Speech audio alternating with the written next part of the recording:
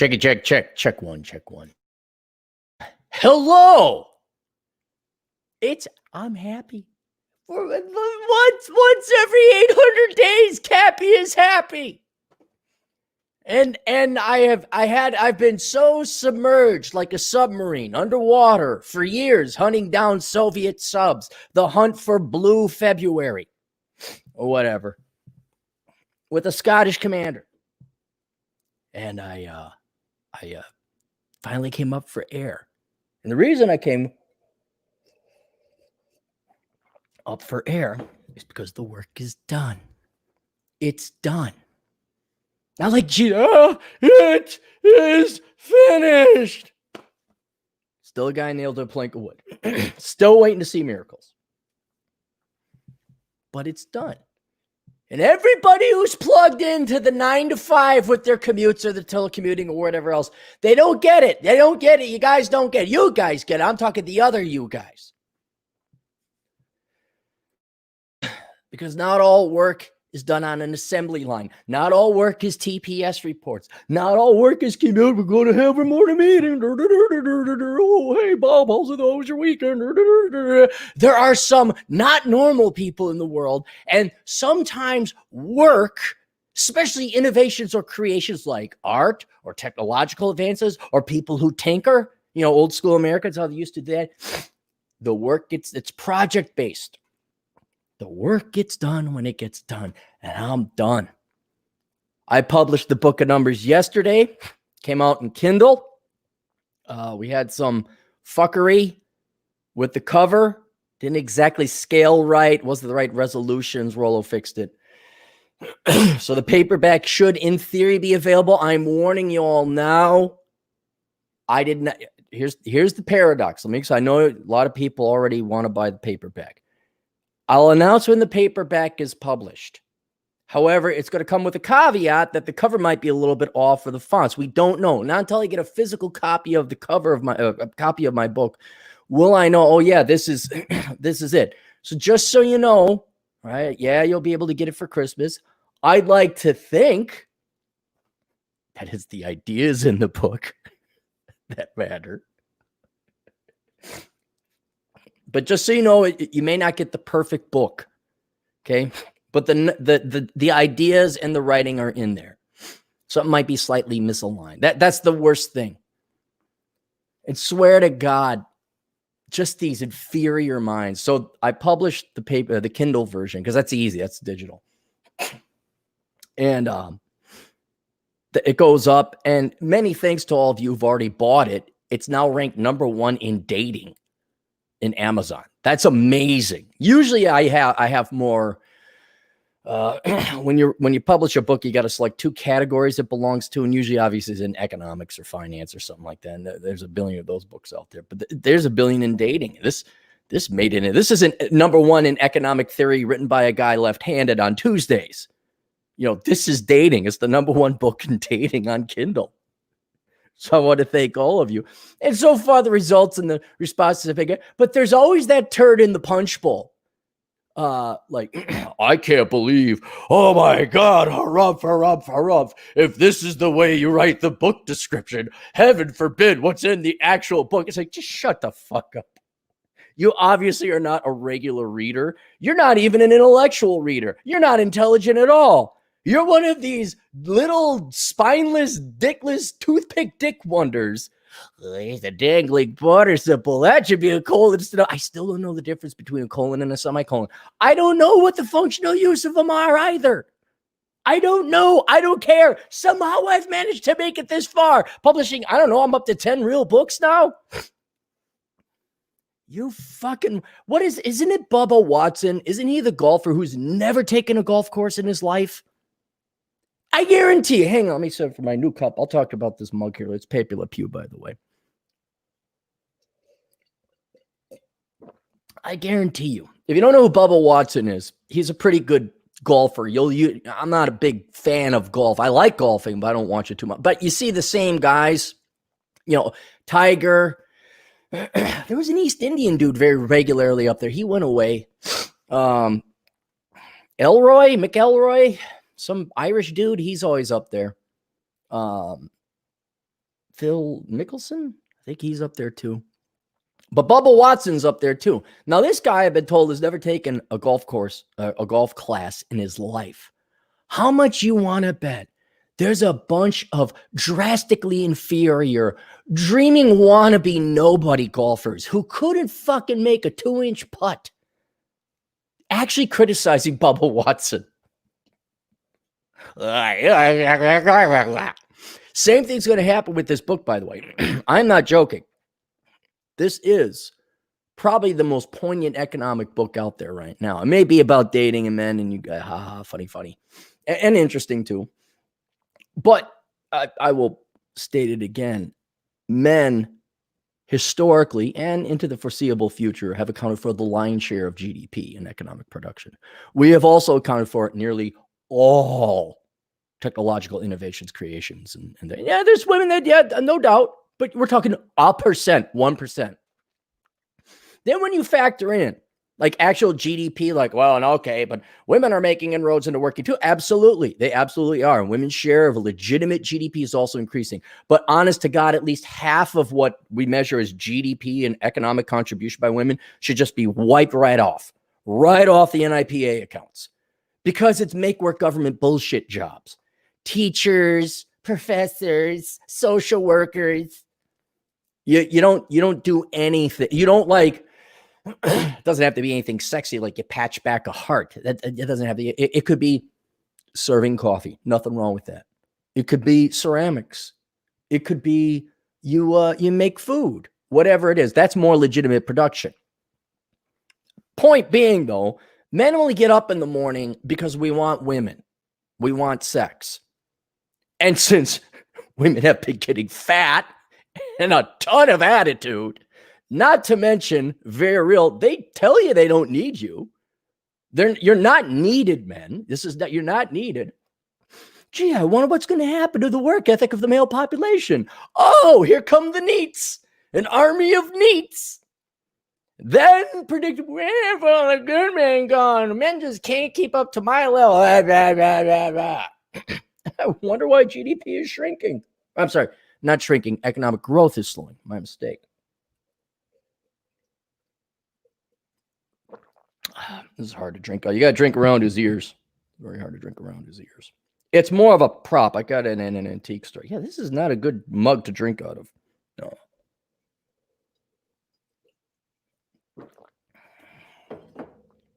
Anyway, so since men still account for the lion's share of economic, we are the economic engines in female youth and beauty, not women, female youth and beauty, because an old woman, fat woman ain't gonna, man, jump up. There ain't gonna be no muse, ain't gonna inspire us. There ain't no invigoration. Yeah, let's go to war for that pink-haired, tatted-up, nose ring blob screaming at me that I'm oppressing her somehow. Yeah, that's gonna make me want to go major in engineering. I merely had the thesis that without without female youth and beauty, there's less fuel in the global economy to power these economic engines, let alone build them, let alone get them to the assembly line. So men are kind of like, nah, I got my Pono and my video games. And then I got I can't believe, you're missing a cobbler. Now, in the real world, I'm not kidding. This would go up for a Nobel Prize in economics because it directly affects the entire global engine of economic growth. But we're so blinded by sexism against men, and we're so blinded by victimhood politics in this narrative that women are oppressed. We got to help the women. We're like, we just shut down 4 cylinders on an 8-cylinder engine. Maybe we keep this going along, huh? The whole reason we got to the moon and we got electricity and they're losing their incentive now. Okay, have fun creating all the shit, ladies. You let me know when 20% of you, 1 in 5, actually go into a legit field. You let me know how you're going to keep that global economic growth up. You let us know. And so there might be a little bit more deep interesting economic, philosophical things with numbers that you could believe. I can't believe that you wrote however instead of furthermore. Again, seriously, if that is who you are, that is your life. That's like the best use of your time is to criticize typos and commas. Go kill yourself. What's your life like? What's that like? I wake up, reason I'm happy is not just because I published the stuff, but I'm free. I'm free. The project is done. You guys get your regular 9 up, 5:30, clock out. I'm done. I'm free for a whole year. I got a whole year off. We're coming in. I think sailors probably get this. Sailors get the come into port like, hey. But when I get up in the morning, I have more important shit to do than to criticize grammar.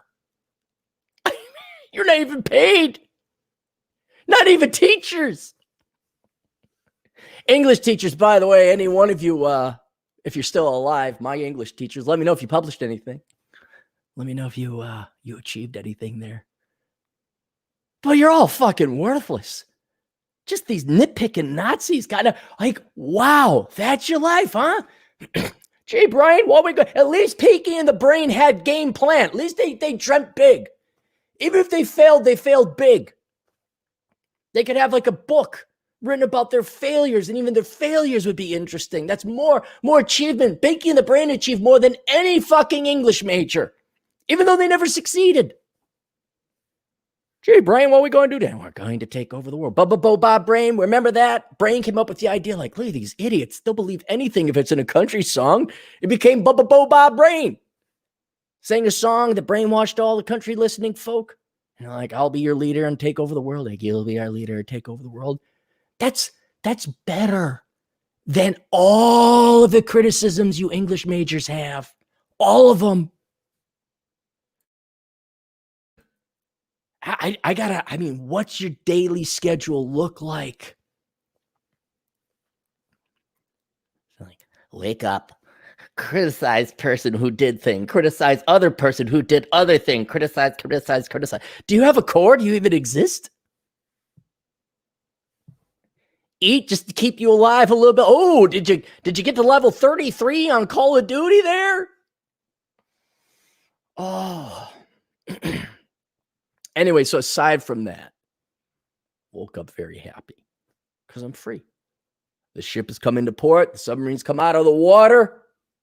The product is done, just waiting on Amazon to give it its Pope-like blessing. Audiobook is coming out soon too. And I haven't been in this good of a mood. I can't remember when. Like, it's Christmas time, driving all the lights are starting to come on. I almost feel like a kid again at Christmas. And the gift I get, because I'm one minimalist, so there's nothing really I want or in dire need of. Two, if I needed it, I've already bought it. Like this mug, my Paper Le Pew mug.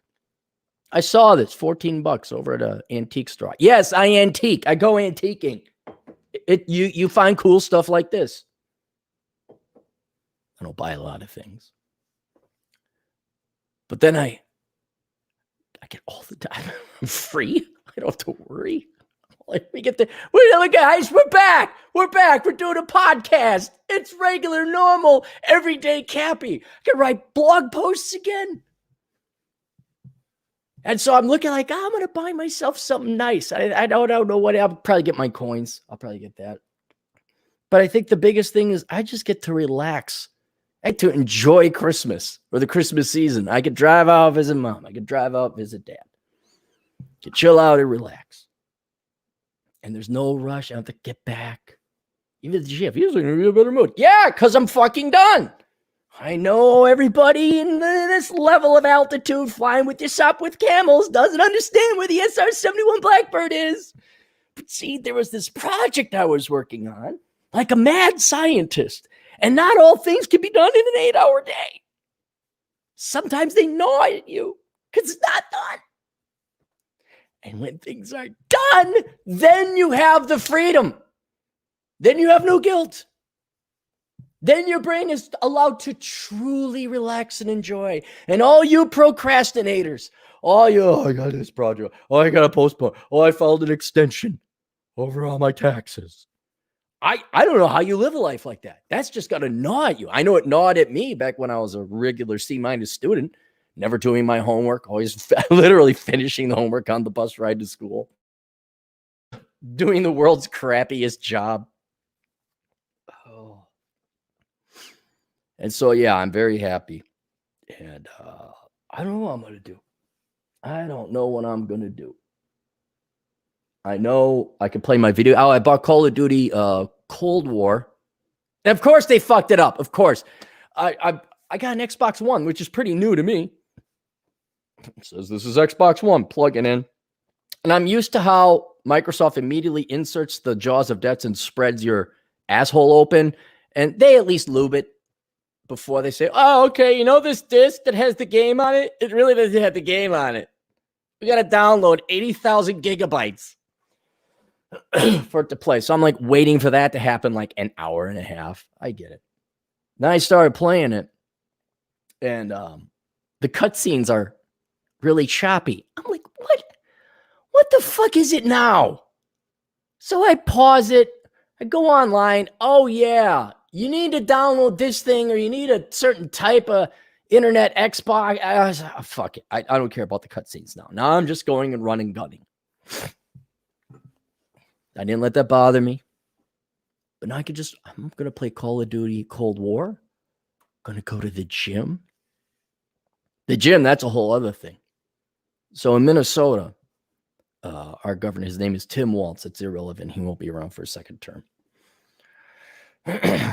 He went into another massive lockdown. Everything shut down. Cigar lounge shut down. My gym shut down. This shut down. That shut down. Now, the good thing about being in Afton, Wisconsin, Atham looked this up. If you look across the river, there's this other state called Wisconsin, and they have a different governor, but that governor is just as much as a Marxist limp dick pussy as ours. But they have the Wisconsin Supreme Court, which denied him his lockdowns in perpetuity. So now what everyone is doing is they're going over to Wisconsin, not just for their bars and their restaurants, but the gyms. And I've gone there twice.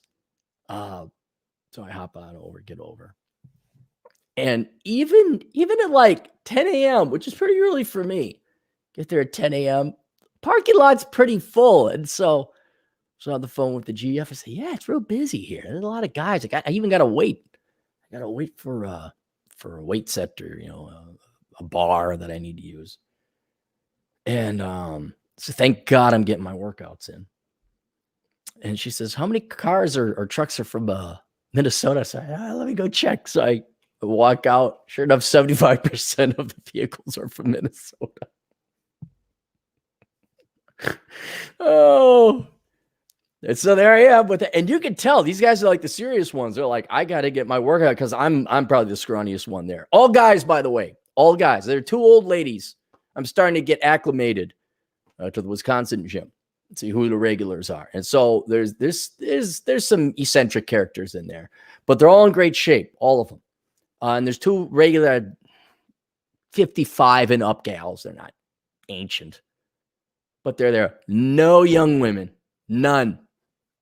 Because big is beautiful. He got love me for I am the table. Mm-hmm. That shit is going to wear old real quick. And I was just like, oh, it's only guys that are serious about it. Okay, all right, that's interesting. But yes, had to go to Wisconsin. But I can do that now. I can go to Wisconsin. I could drive the scenic ride all the way down. I could go north up to Deronda. I could go south down to River Falls. Go down to Prescott if I want. Cut over on the bridge there. I have lots of options. You know what I had for the first time in a month? In part because I've been sick with my cough, which may or may not have been COVID. I don't care. Not going to the hospital. I would have had to been coughing up blood before I would have gone to the hospital. Oh my God, do I have the COVID? Guess what I did? I think I'll just lie around in my pajamas for a week and a half. That's what I did. It's almost like I self-sequestered. Almost like I don't feel like going anywhere.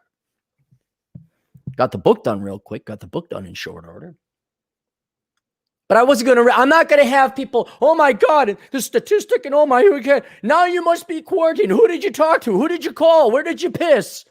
Well, we're going to do the urine tracking in toilets. Aaron Clarey pissed here. We got his cell phone number.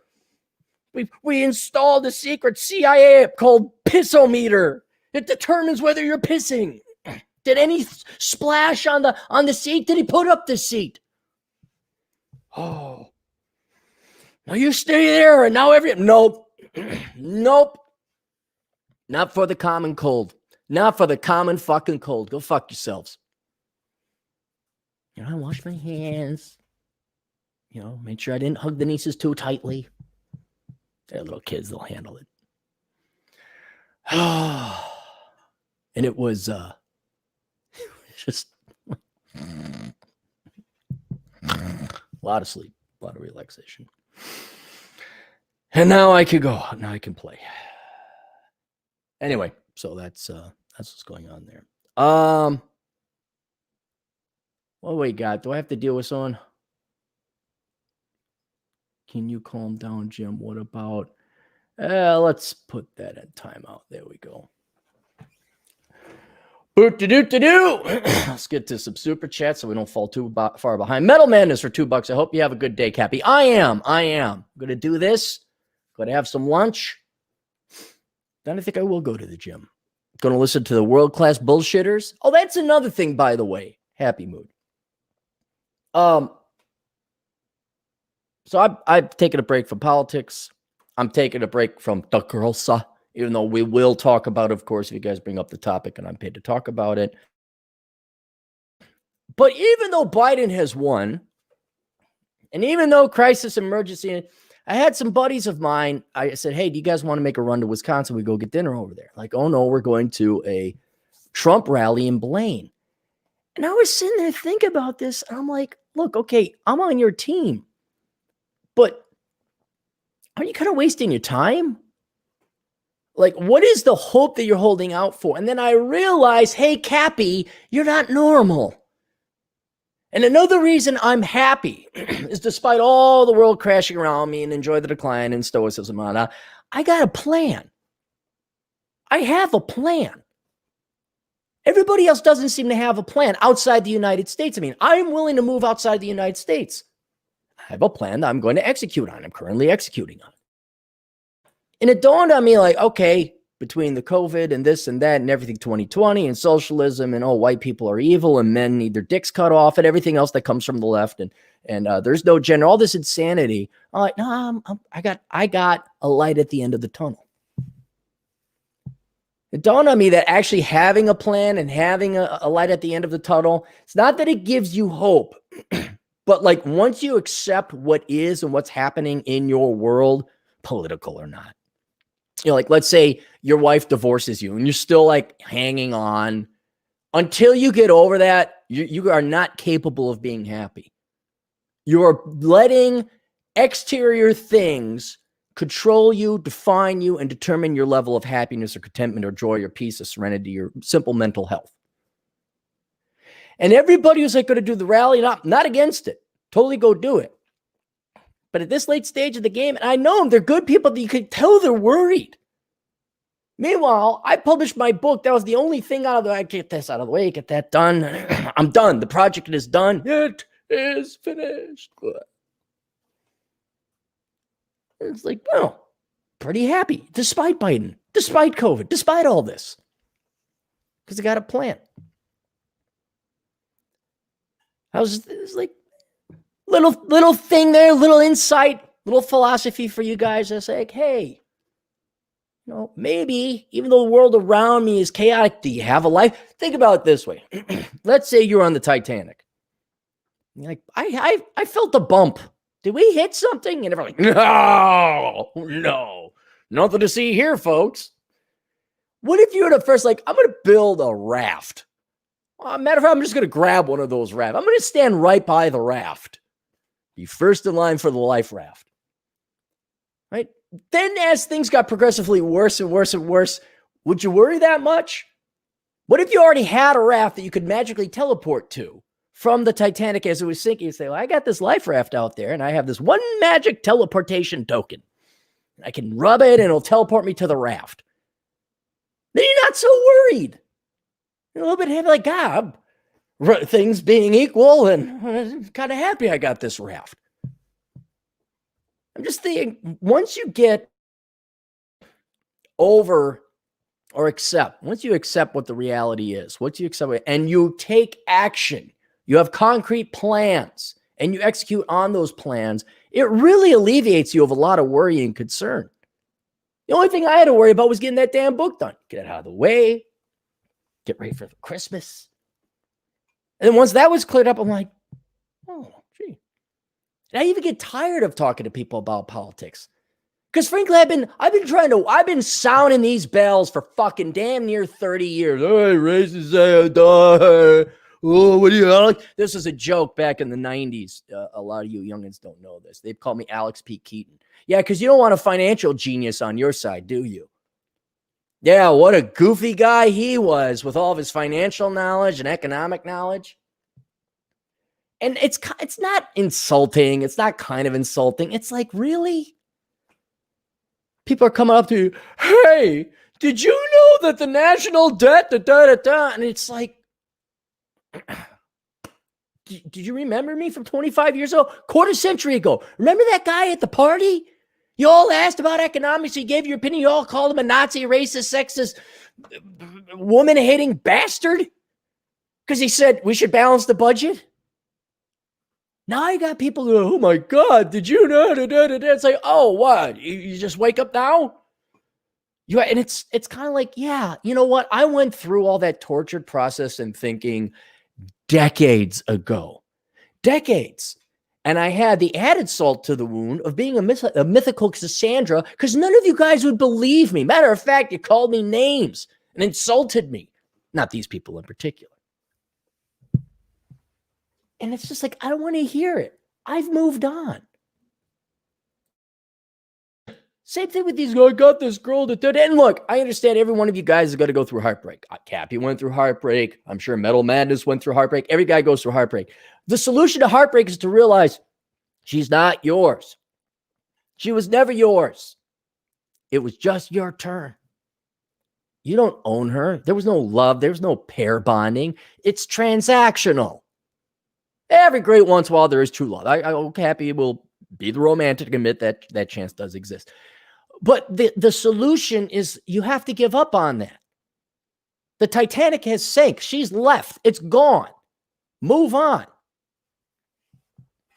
And it's tiring where I met this girl. I'm like, she's gone. But no, there's no but. I was that guy. Was that guy at one time. Every guy will be. But for people who've been through it, like, yeah, we know. Yeah, you were heartbroken. Yeah, we got other shit to deal with right now. But, and that's all these young kids can think about.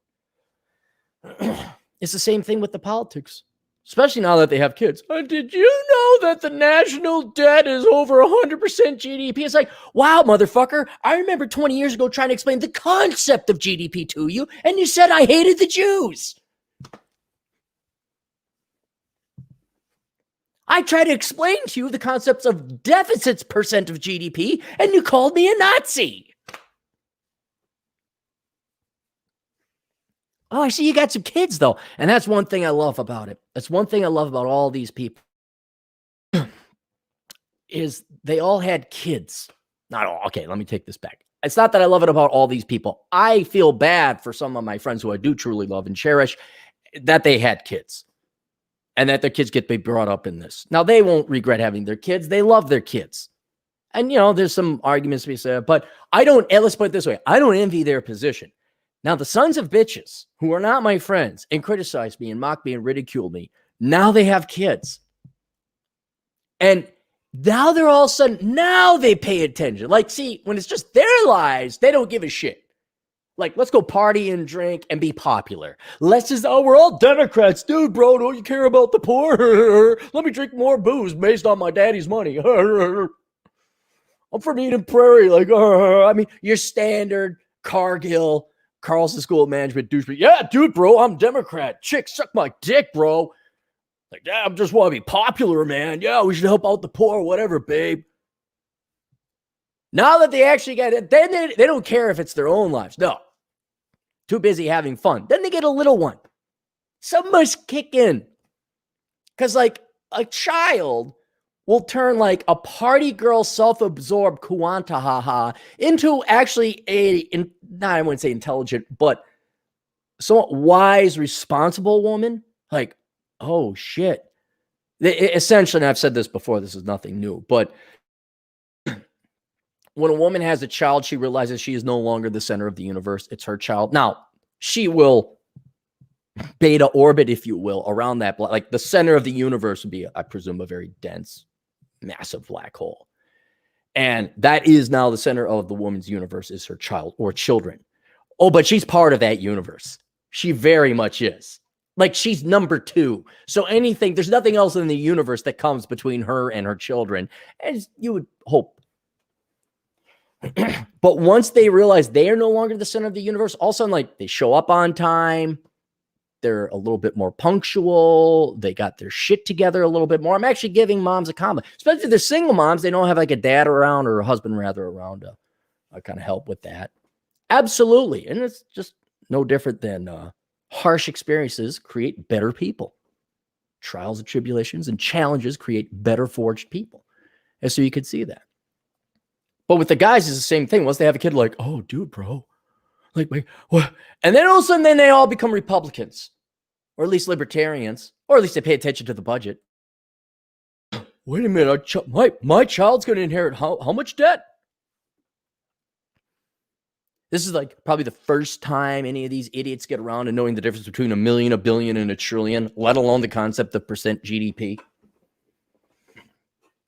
And then they come to me. I'm trying to think of what it's like. Who's a guy?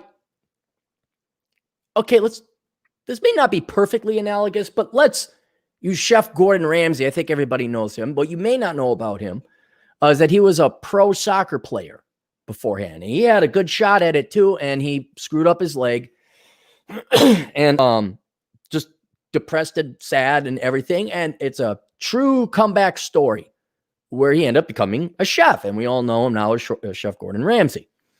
I'm sure even though he had moved on in life 20 years later, 30 years later, to become a chef, people are like, hey, bro, soccer. Yeah, you kicked the sphere into the net.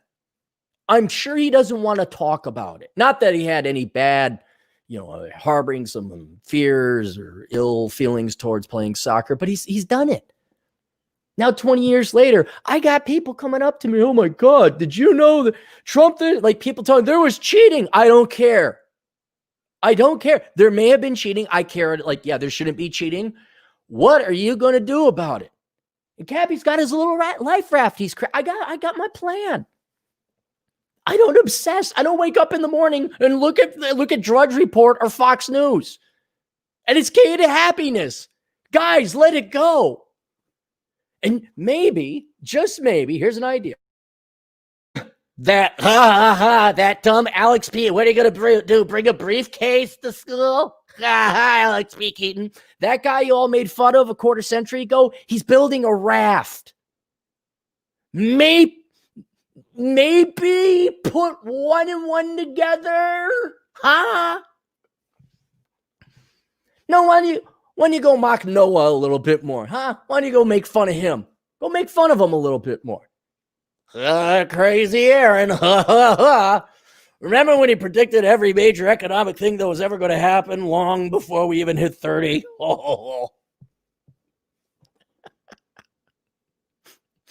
And now they're all worried. I ain't got no worry. Go play Call of Duty, hit the gym. I'm going to smoke. Oh, that's the other thing I was going to say. I haven't smoked a cigar in 3 weeks because of the cough. And yesterday I just hopped in my truck, cracked that window. It's a foggy, cloudy day, 30s in the Twin Cities. I just drove around, smoked a cigar. Listen to the world-class bullshitters. I didn't listen to one damn thing of politics. Tuning into Beckloff, he ain't doing politics no more. Just enjoying life, man. Just enjoying. And the left couldn't take that day away from me. They couldn't. Biden couldn't take it away. Harris couldn't take it away. Ocasio-Cortez couldn't take it away. Omar couldn't have taken it away. I got to drive in my comfy truck smoking a cigar, enjoying the world-class bullshitters, while the rest of those assholes got to go and worry about how to get other people's money. They got to scheme and plot. They got to worry about that shit.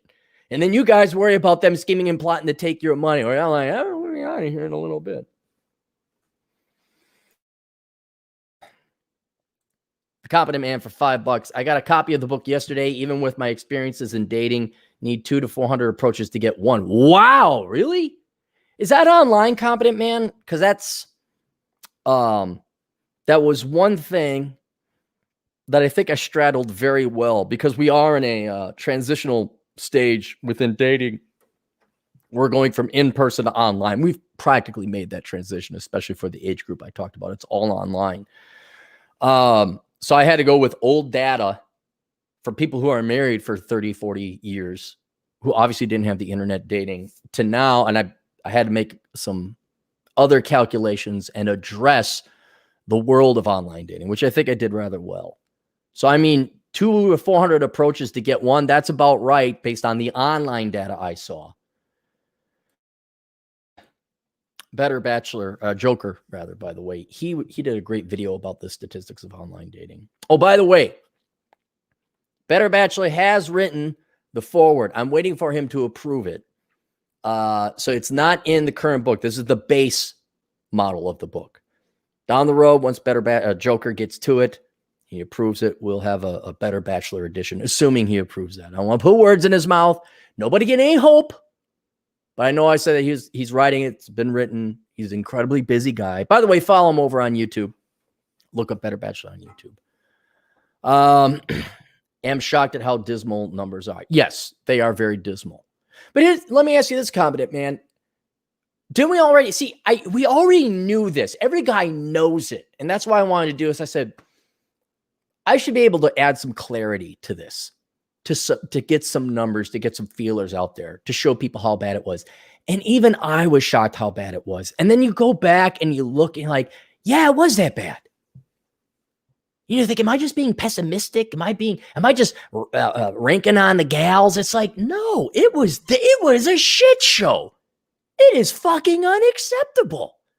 And you look at it and then you're reminded, like, your brain will remember good things and purge the bad things, because frankly, you'd kill yourself if you remembered everything. And there's so much bad shit that happens in the world, not to mention your life.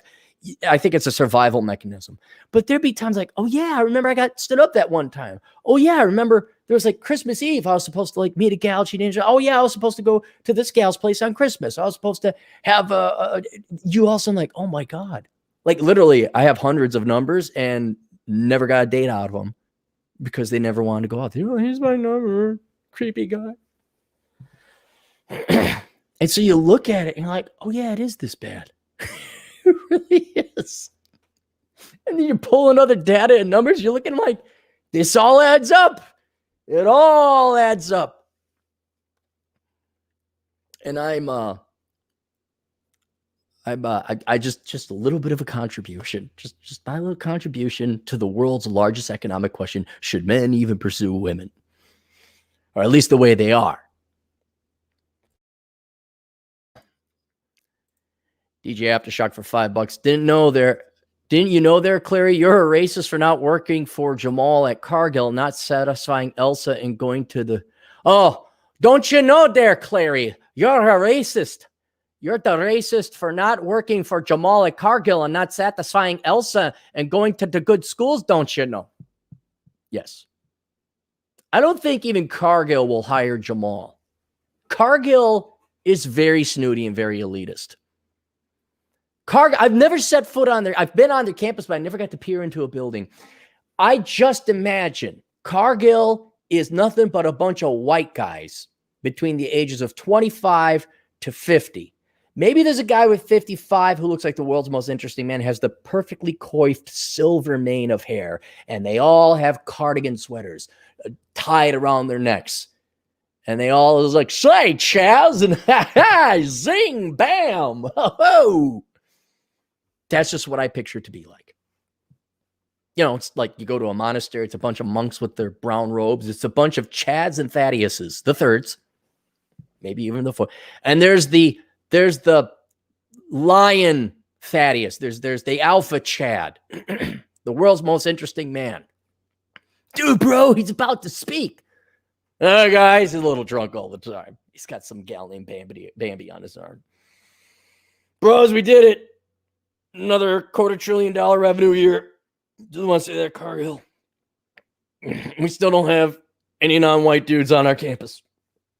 All right. Actually, probably could go to Cargill and see. I'm sure they have some dick-sucking diversity. Oh my God, we love the womans and the minorities. We're initiating a campaign to raise awareness, to study the feasibility about possibly thinking about starting a subcommittee group to theoretically go about speculating about the possibility to help commit some funds to help minorities. That's why we here at Cargill, Wells Fargo, Google, Pip Pickett have committed to speculating that someday we might invest $50,000 for the next 20 years into the impoverished community.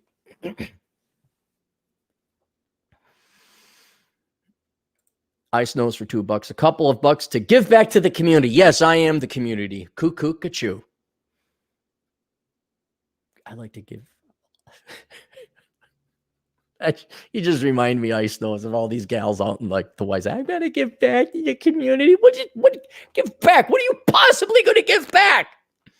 I'm going to help the poor people. And let me ask you something, ladies. Have any one of you in the literally millions of women that have been employed by the social work industry over the half a century, basically, or more, have you guys solved any social problems with the trillions of dollars you were given and put in charge of? Have you? You haven't? Oh, gee. If I was economist and president, I wonder what I would do with your budget. But I want to give back to the community. Be hot, be thin, make a man happy. Did he just say that? No. Go. You're right, ladies. The path to happiness is to pig out, be fat, tat yourself up, pierce every possible appendage you have, dye your hair something dumb looking, go get a master's degree, go into debt, don't solve the problem, don't develop any hard skills. And then at the age of 35, then like, I want to find a man. Where is he? And then on your dating profile, just list all your delusional requirements and then bitch and whine while you can't. That's the path to happy. That's way happier than staying hot, staying thin, making a guy happy. I'm not saying you got to serve him like on hand and foot, but maybe you love the guy. Maybe he's the number one thing in your life and not your fucking master's degree. Yeah, fuck it. It's all in the book. I want to give back to the community. How about you raise your fucking children?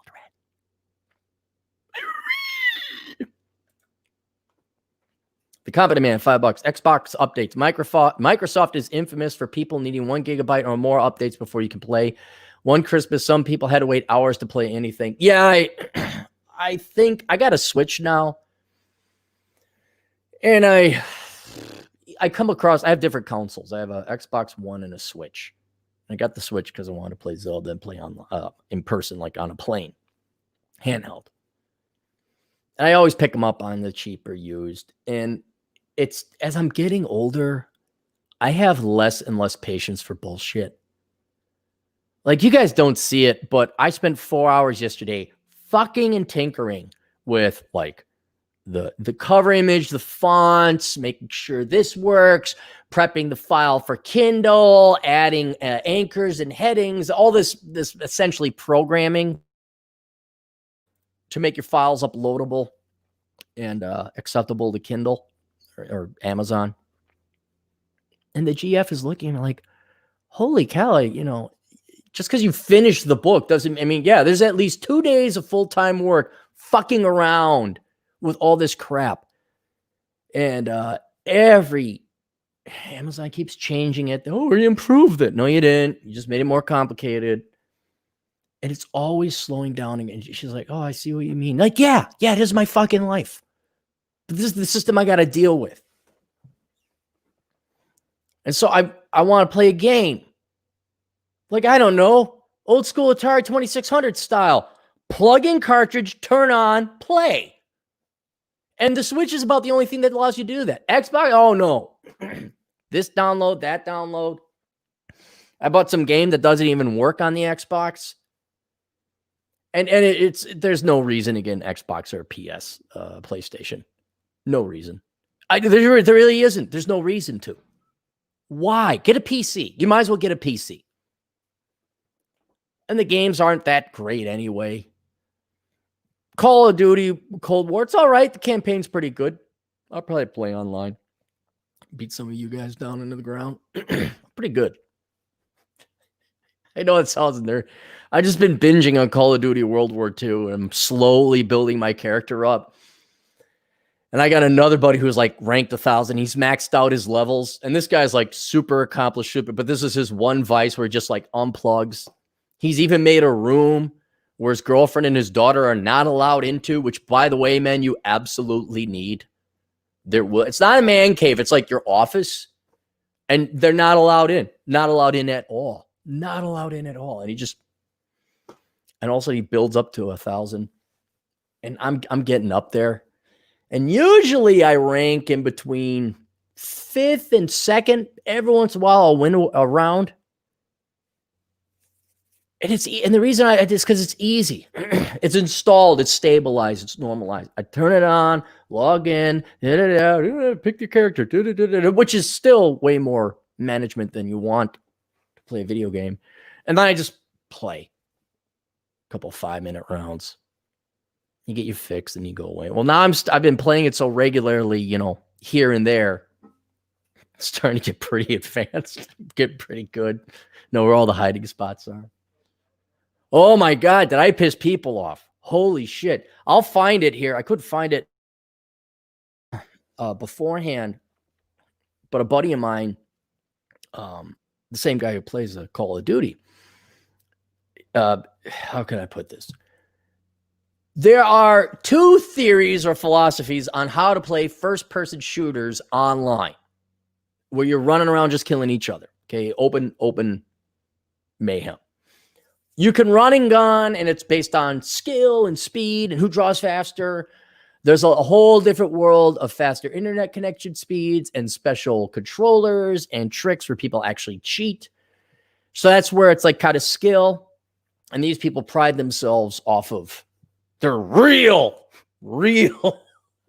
Call of Duty World War II players.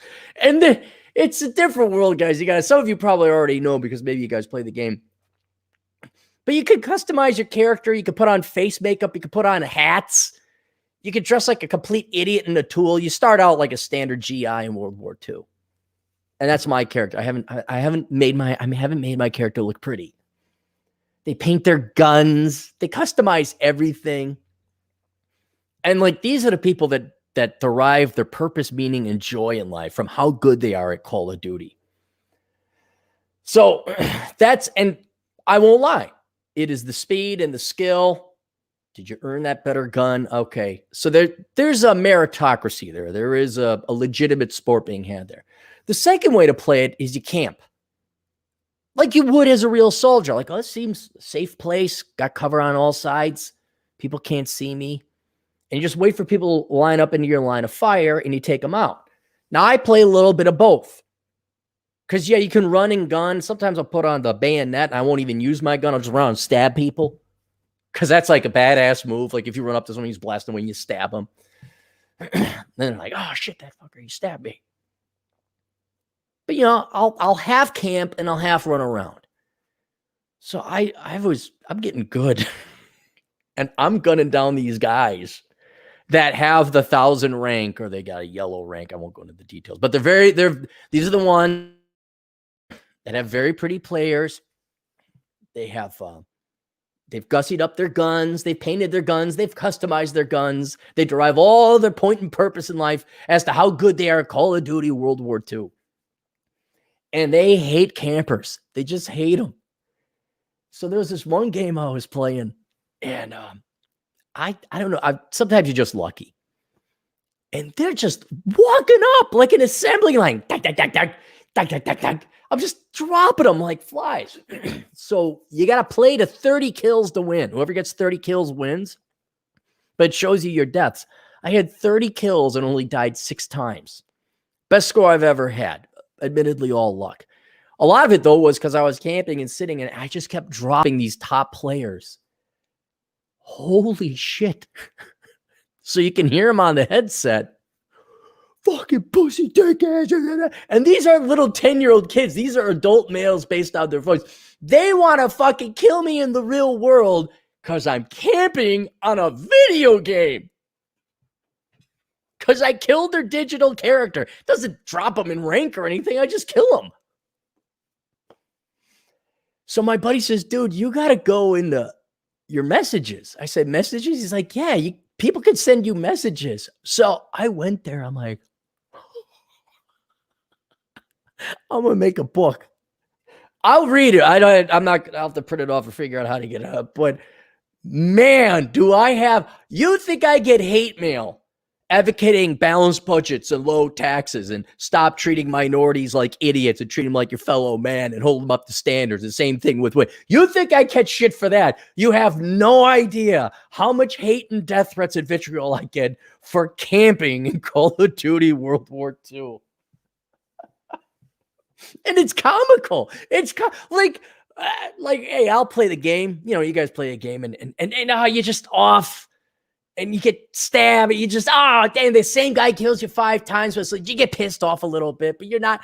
I don't hate the guy. I don't send death threats to him. I don't want to see he's going to fuck my mom. These guys do. Oh. So anyway, yeah, I'm not, I think going forward, I think I'm just going to do PC. Because this sitting and waiting, it's not even the waiting. It's the annoyance. It's the world of shoulda land.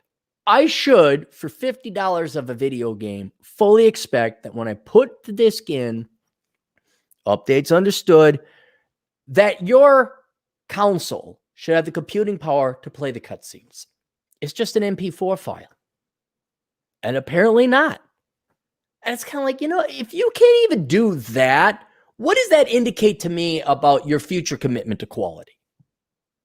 Like, is this just going to annoy me down the road? It's like a girl shows up to a date and she doesn't wear shoes. It's like, it's at the end of the world? No, but this is very indicative of your ability to produce quality, to be responsible, to be professional. I can't believe they didn't test it and say, well, let's try this video game on an Xbox One.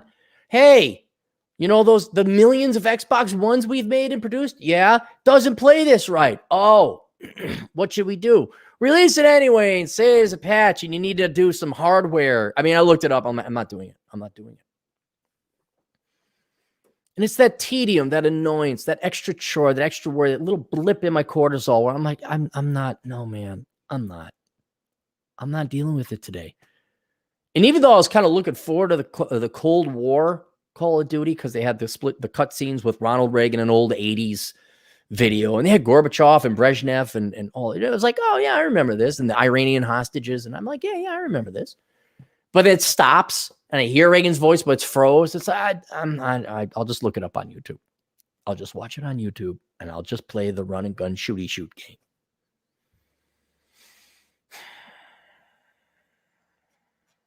Might have to go into the archive and find the old lost super chat. The lost super chats. It's like Indiana Jones.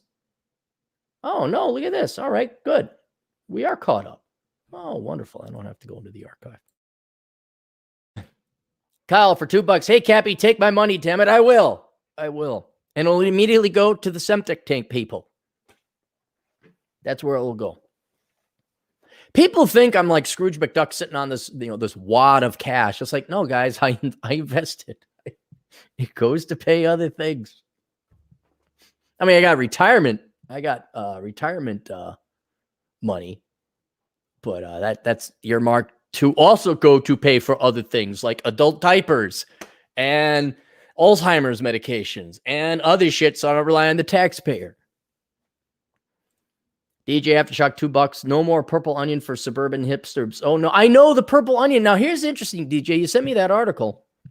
The purple onion you sent me was the one in Dinkytown. There's a purple onion in St. Paul. That was the original purple onion because you sent me the image. I'm like, that's not the purple onion. That's too new of a building. So the purple onion, the original one, was in St. Paul. And that's where all the elitist, snooty, private schools in the in the Twin Cities area, the private schools are over in St. Paul. St. Thomas, St. Kate's, Hamlin, William Mitchell, whatever. Bunch of worthless schools, overpriced. And all the cool, they go to Grand Avenue. Let's go to Cafe Latte. I want that one to close. I want Cafe Latte to close. Then we know we're in serious shit. But the purple onion was like where all the hangout pre-internet how to meet a girl. Oh, your legs must be tired. You've been running around my head all evening. It's like, hey, here's some money. You want to go fuck? just say the same thing. Dispense with the theatrics.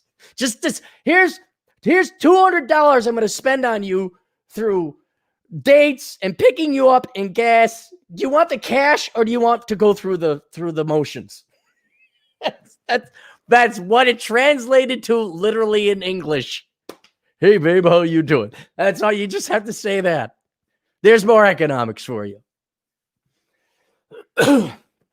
So that, I don't know, I think that place closed, but then they opened up another one in Dinkytown, which is the Minneapolis campus, University of Minnesota, Minneapolis. And Dinkytown is where all the dumb kids who are really dumb, but they're arrogant on top of it, who think they're smart, go to hang out, bro. And I went through Dinkytown, and it's there. It's nothing worth seeing. Adriano Ramos, our Australian agent in the field for $5 Australian. Money for your septic tank. Are you going to get a normal toilet or one of those fancy Oriental squart toilets so your bum aligns with your bowels? No, I'm going to get an old school American toilet made by the Kohler Corporation. And I'm going to enrich those people even more over in Wisconsin and someday maybe golf on their golf course. XXC Demon 08 for $5. Just now at Starbucks, Mark's a Soyboy. You think you hurt my sense of masculinity? Me? You have no masculinity. What is a sense of masculinity? You think you hurt my sense of masculinity? Right. He has no masculinity.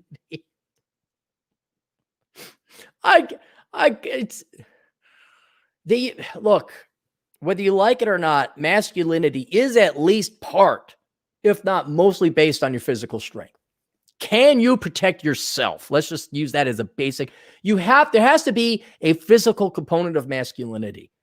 And here's Mr. liberal arts majoring boy who'll go, you think my sense of masculinity? Dude, you're not masculine.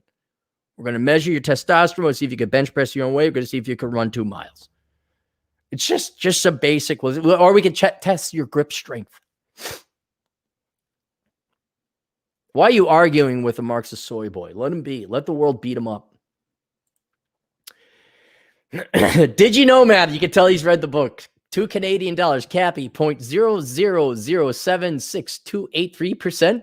So you're saying there's a chance. Yes, there is. There's a chance. The Competent man, $2. I just bought another 70 shares of Barrick Gold. Okay, good. Good for you. The Competent man for $5. In person, online is useless. Oh, $200 to $400 in person? Woo! That's a lot of hustle, man. You're doing something wrong in your approach to get that low of level. I'm not a big tactician. But maybe you go hire Troy Francis to read his book. Man, that's a lot of time wasted. 200 to 400 approaches, and you get a handful of dates. Mine was around in my prime. It was more like 25%. I get 25%, but out of my prime, 1 in 10. It's about right. In person, online is useless. I had hope it was only me, or if I did something, lost weight, more exercise, and the results would improve. Yeah. Oh, and this is what I was going to say. Making that jump to the online world, not only might we have better Bachelor, have his forward in there at a later edition, I might have the Myron addendum.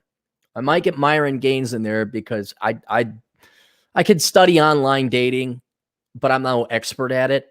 I mean, I looked at the numbers, did some calculations, and I think I got it pegged, but I don't do it. Myron Gaines and what's his buddy? Floyd, Flip, Jazz. What he's got his co buddy. He's got his buddy on the show too. Myron Gaines, look him up. Now that's going to bother me. Flip. I think it's Fly. He's got his co-guy Fly.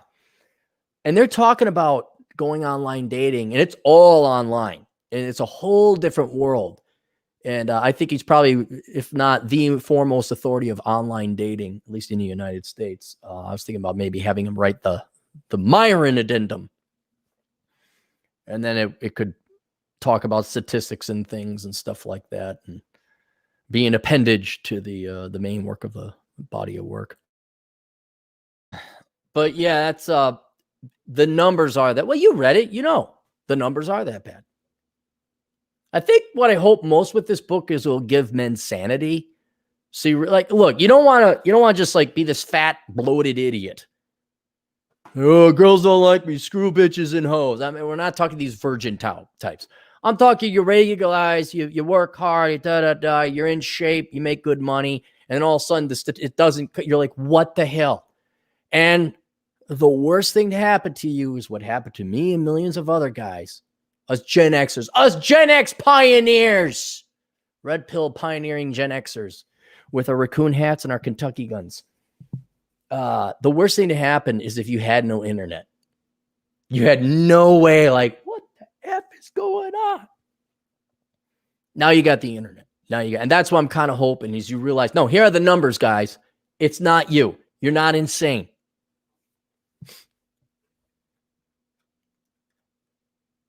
The Competent Man for $5, but I was already going to the Y most days. Nautilus machine, swim half a mile, took scuba lessons, worked as live pilot as a. Yeah, no, it is. You really, you know what, Competent Man, and everybody tuning in, go tune into Myron Gaines. Tune into a couple of, especially his podcast he did with Rollo. That's on Rollo's channel. It really is worth listening to because, look, I was no optimist. One might say I was a pessimist. But when I did the numbers to this, it just corroborated what I knew. And it's really hard to believe in something this dark. But when you look at the numbers, you're like, yeah, it is this bad. Okay, I have my sanity. But then you're like, how warped, how finicky, how delusional, really, how removed from the real world can women get? You got to go to Myron Gaines' world. It's a whole different one. I find it absolutely fascinating. Just don't have time to fully digest it. And hell, if I'm going to go participate in it. Here's what listening to Myron Gaines will tell you. Just pay. I mean, seriously, I as an economist, funny philosophy, but not so funny because it's actually true. Just pay for it. Just pay for it. You go tune into Myron Gaines, what they're facing. It has become so warped and so skewed that the industry standard, once you reach a certain level of pretty girls, is they are sponsored. They are paid for. You are now actually paying. That is not necessarily the front lines, but that's where the special forces guys are setting up for the new front lines. And if that's an indication of where we're going, it is truly eye-opening. And I'm all for going ghost. I'm all for, if you want to go MGTOW, do it correctly. Go ghost. Don't do virgin tower or be sent your own way. But man, there's some compelling data, not just in my books, but whatever, where it's like, okay, this is nuts. This is absurd. The amount of time you have to spend online getting photographs done correctly, having your online Instagram constantly. There was a study put out. Men spend about 85 minutes, maybe it was 80 minutes. It's 80-something minutes a day on online dating apps. I'm like, that's not possible. Then I think about it. I remember the data. I'm like, oh, crap, I got a buddy. Yeah, he is online 80. He's online easily an hour a day. To what? To get what? have all your online dating experiences, but how many of you enjoyed online dating? And if you want to get the book, you can look at your chance of what's going to happen online dating, by the way. That'll save you the price of the book alone 100 times over. You look at it like, this is not acceptable.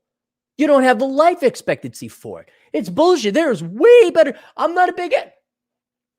Just go jerk off to porn. Really. Just go jerk off to porn. It's that bad when you look at it. It's like, why? What? It's what? This is how bad it's become? And this is not to besmirch Myron or his buddy Superfly. I don't know. I can see where there's an economic decision where you're not even using it as a defeatist argument to excuse yourself from not chasing the girls. Okay?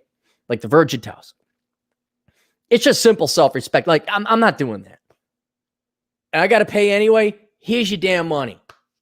Seriously, it's getting to that point. And very, very interesting and eye-opening. So yeah, dude, you could take scuba lessons, this and that, pilot, whatever. You guys all know my story. This is over a decade ago. It was 15 years ago. Top of my game, making in today's dollars around 120 grand.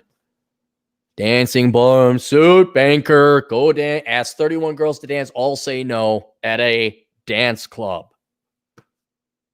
You know, I was like, okay, all right. And that was the analog data hinting something was amiss, something was wrong. Something that, like, look, this is, I've talked about it before. Give you a more recent example. My hero buddy, real hero, American hero, has the highest non-military medal you can get as a United States. Well, I guess anyone, I guess it's conferred by the United States. I guess you don't have to be a citizen, but he did something very, very amazing at risk of life and limb. Real American hero, good looking guy, jiu-jitsu, in shape, great personality. Yeah, just like it doesn't get. Girl stood him up. I want to meet a guy. Here's my guy. Lives by you. Girl stood him up. I don't know what's better. And it is getting that bad. This book wakes you up, throws these cold, hard numbers in your face. And I know you guys are probably going to buy it, those of you who are interested, but please give it to a kid. Give it to some young man. Give it to some guy wallowing in blue pill sea of blue pills.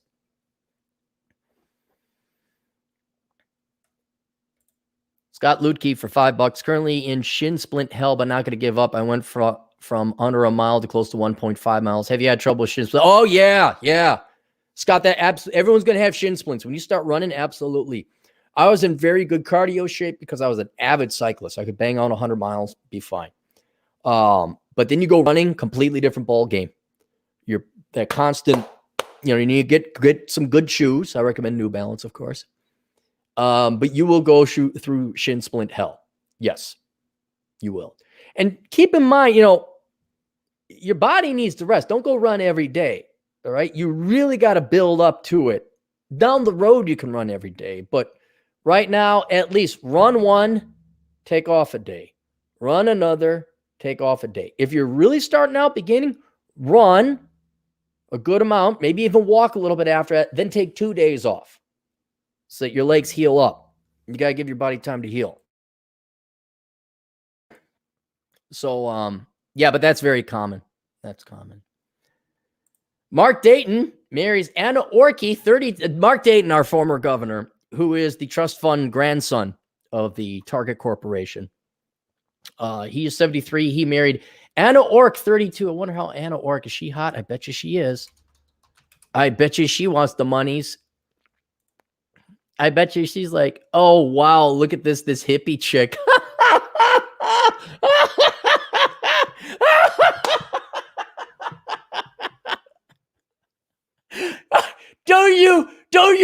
Don't you dare tell me that prostitution is wrong. Don't you fucking dare tell me that prostitution is wrong. Fuck you, fuck you, fuck you, and fuck you. And of all things, the hypocrisy, a Democrat. Oh yeah, women strong, independent, don't need no man. Hey, sweetheart, want $1 billion?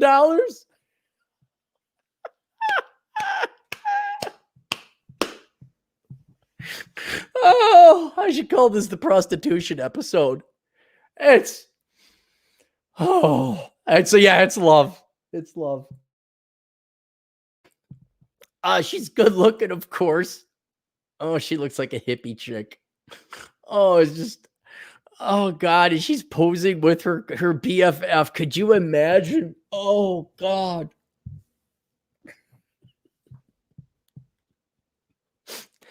Here, look, I don't begrudge any man going and getting play. If you're young, you got the money, absolutely. But it kind of shows you how naive Mark Dayton is. Like, you don't marry him. Because he's not that smart. He's not that sage. He's not that wise. He's not. I'm not saying it's because he's a Democrat and I hate him because he's never worked a day in his life. I hate a man. He's never worked a day in his life on its own regard. But I'm talking critically speaking. You can tell he just doesn't have enough experience with women, because if I'm 73 and I got billions of dollars, I am not bringing a wife into my house. No way. Especially at the age of 32. Give me a 50-something-year-old gal. I know it sounds counterintuitive. Fine. Why? Because I might be able to talk to her. She's going to drive me fucking nuts. A 32-year-old flower power girl?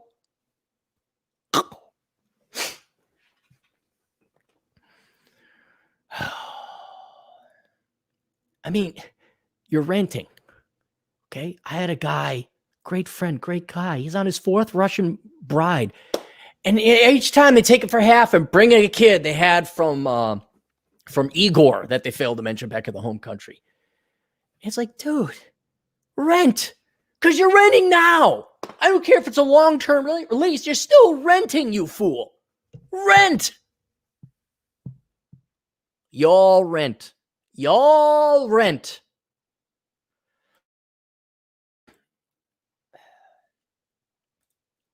I seriously never want to hear any complaints about prostitution. Like, oh my God, men pay for, I don't want to ever hear, girl, you can't get it. You got to pay for it. No guy can get any, and they all got to pay for it. All the time. That's all it's been. Look up the Cargill McGinty Road campus. Yes, that's the campus. I've been on it. I've not been in a building. BPNP, $2 Canadian. Dude, bro, is drop shipping a good business idea? Dude, bro, it's the only idea, man. Bro, but like, if you don't get if you're like not really got your head in the game, then like you either drop ship big or you go home, bro. Because like at Big Bro's drop shipping brohood, we party hard, but we work hard too, right? So you either got to have the attitude or the commitment, bro, or you can't be a king of drop shipping. Know what I'm saying?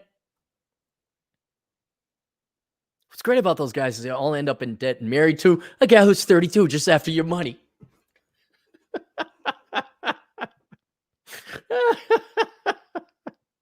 Oh, man. You couldn't pay me. You couldn't pay me to date someone 40 years. Okay. You could pay me to like go on a date. I don't even think a date. No, not with that age gap. No, not today's 32-year-old. No. Here's the money. Now go away. You could not, let alone be in my house. What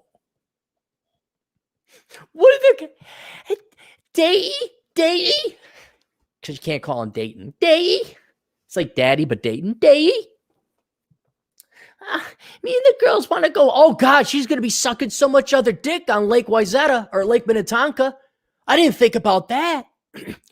Dude, she is going to be sucking so much other guy's dick on that lake and all these other guys. What's Mark Dayton going to do? Go party on Big Island? This is a reference for all you Minnesota folks. How's he going to? Here's your money, sweetheart. Have fun with the girls' night out. Oh, God, it'd be so great if she fucks a Minnesota Viking. Oh, that'd be great. That'd be great. Dear God in heaven, that's what I want for Christmas. Just to have this girl get fucked by Tyrone from the Minnesota. Please.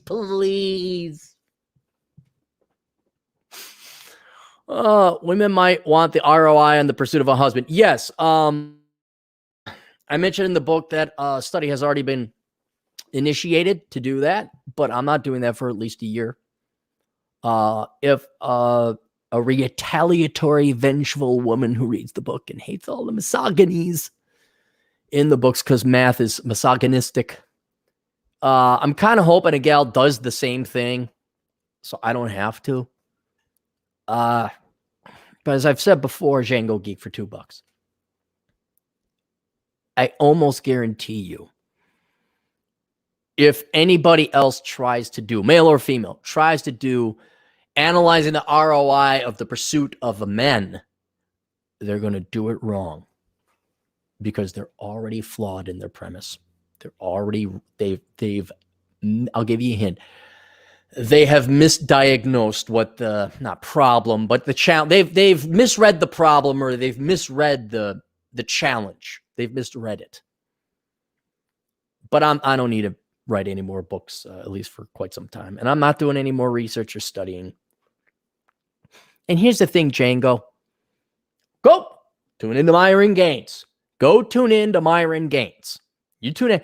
Do you think women are going to read a book about the actuarial statistics of how to land themselves a man? Do you think they're really going to, and like what we don't know, lose weight, be nice, don't have a ton of debt. Oh, by the way, don't have another man's kid and don't have STDs. I mean, I kind of solved it. But just like black poverty, we could solve black poverty, and we could solve the wage gap between men and women tomorrow. The wage gap for women and men is very simple. Ladies, stop majoring in stupid shit. Okay? And work as many hours as men. That'd be the second variable, and you'll close that wage gap. Want to close the wage gap between blacks and whites? You want to close the wage gap between blacks and Asians? You want to, like, you all want to move up to Asian level? I don't know about you. I don't want me white man money. I want me Asian man money. What do the Asians do? Okay, they don't have kids they can't afford. They don't major in stupid shit. Another shrewd things Asians do, by the way, though, is they will haggle on price. And that may annoy your Western American sensibilities, but Asians will wait for a house crisis, like housing price. Ooh, now's the time to buy. Say, well, man, let me negotiate you down on that car. Nothing wrong with that. Nothing wrong with saving $50,000, $60,000 on the purchase of a house. That does add up. It's not a secret.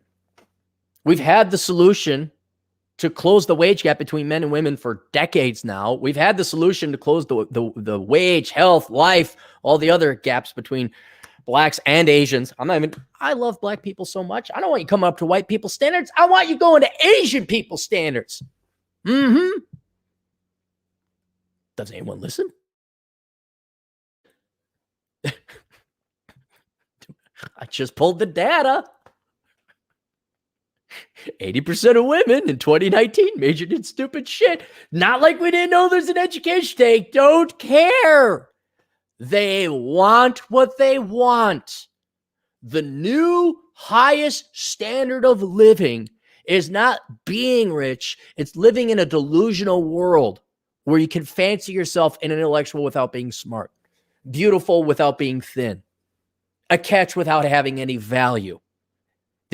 Listen to me, Django. Listen to me. It's to have your cake and eat it too. That is the last and final standard of living any society can achieve before that delusional living doesn't adhere to the real world, and then society collapses underneath it. But we can solve all these problems tomorrow with the advice I just gave. Do you think anyone's going to want to listen to it? No. They don't want that. They don't want progress. They don't want solutions. They don't want to live longer. They don't want to be wealthier. They don't want to be happier. They don't want to have less stress. They want to believe that they are just fine the way they are, and they are not responsible for their own situation. That's every human. Every human. And so I could come up with analyzing the ROI of the pursuit of men. Not one woman is going to read it because it doesn't tell them what they want to be told. What did you not learn anything from Oprah or the Democrat Party? You don't tell women the truth. You tell them what they want to hear.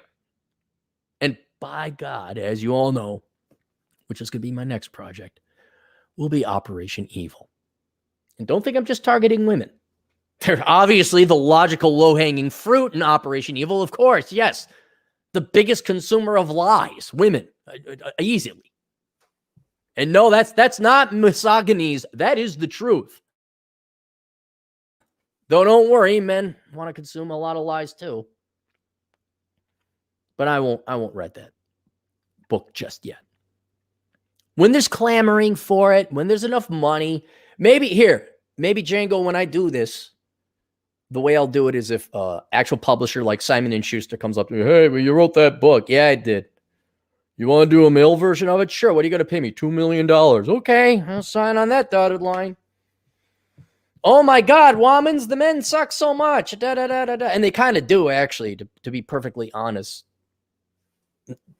The men aren't no prize either in today's world. But when Django, when you get women to do what you want, you let me know, all right? Then you write a book and you make billions of dollars.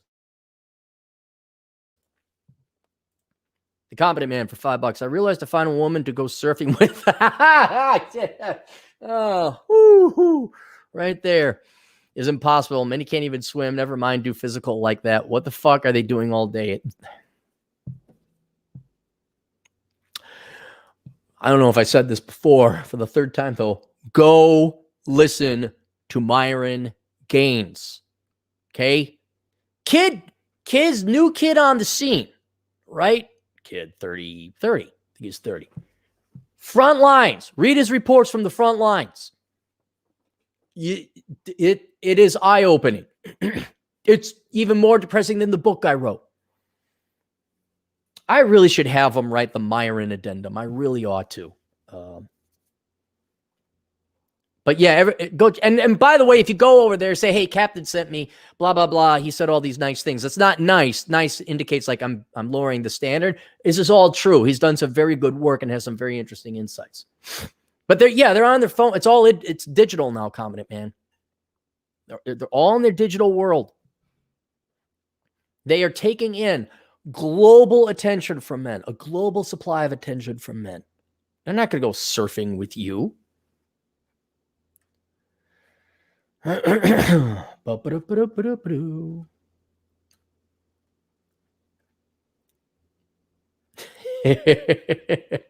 on. There we go. Juan the Aztec. I still love that one. That's a great title. The Aztec Patriarch. $2. Have you ever been on the dark web? Yeah, I have actually. Because I was kind of curious. I'm like, how is there a dark web? Don't I just, so you got to go like on a Tor browser to access it. And I'm like, oh, the dark web. I don't know. Maybe I wasn't looking for the right thing. I'm like, it looks like regular websites to me. Maybe I wasn't. Accounting bites for $2. Dude, bro, want to start a bar with your retirement money? Yeah, man. It's always been my dream. Saw so many dopey old white guys do that shit. Well, I start a bar. I'm like, oh, you watch too many Cheers episodes, huh? DJ Aftershock, $5. Dude, bro, we're starting a sports bar with microbrew in Uptown. We're selling American Eats, wings, and seasonal IPAs. Try our spring blend. As long as they have floral notes, then that will get Adam Piggott all riled up.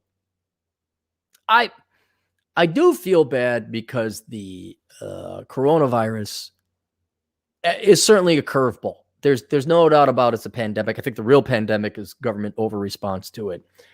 So I do feel bad that in this environment, yeah, your small startups and whatnot are not going to make it. They've had an unfair shake. This is very hard. So I do understand that. But I love it's a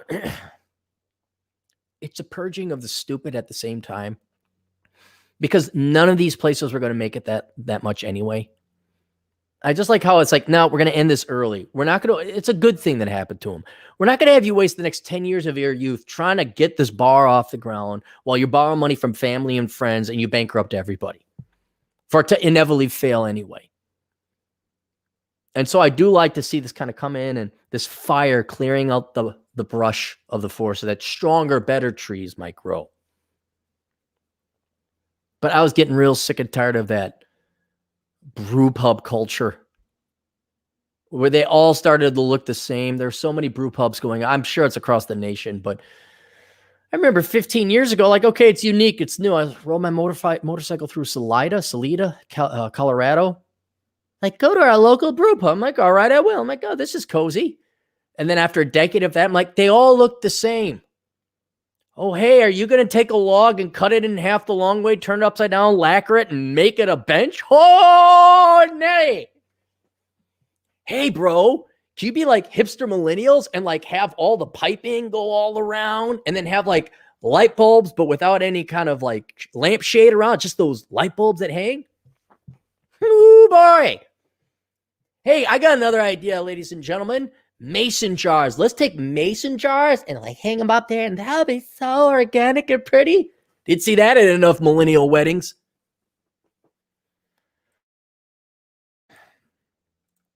Simon Laplace, what is Hong Kong dollars? Is it 8-1 if I recall her?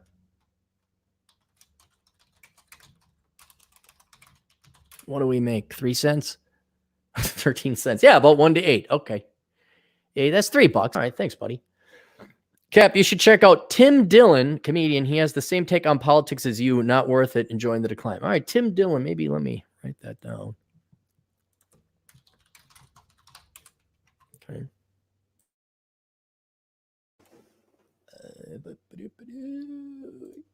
Young Sykes, $2. I done told you, Cappy, it's bad. I know, Young Sykes, you're right. It's not that I didn't agree with you. I didn't realize how bad it was. You were 100% right. It is horrifically that bad. I have slightly delusional hopes that this is a ground-breaking book. It's not going to convince anyone outside of men. It just isn't. But I hope within the male community, I don't just mean red pill, like divorce groups I'm targeting with this one. I hope this gets out there for men because it is the most important economic question they face. I hope this is not, and it's not even to weaponize things against women. If you actually read through the book, there's sometimes where I sing the praises of good women because they're so rare. But there's just a piece of me, like, before I die, all right, you didn't listen to me about the housing crisis. You didn't listen to me about the education. Will you listen to me about this? You all want the pussy, right? Oh, okay. There's a price tag attached to it. Most of the costs are hidden. Would you like to sign up for our lifetime suck the blood and lifeblood out of your plan? Sign here. Okay, pussy. Perfectly. The cherry on the top of this is dating marrying a 32-year-old. Bing. Thanks, Mark. Oh, boy. Last several years of your life is going to suck. But I just hope the numbers jog something in men's minds where they're like, whoa, wait a minute, hold it. What am I doing? But I guess maybe not, because marriage is a 1 and 2 proposition, right? It's not like, oh, I get a sliver if the divorce goes bad. No, it fucks you up. You're fucked. And you guys still get married.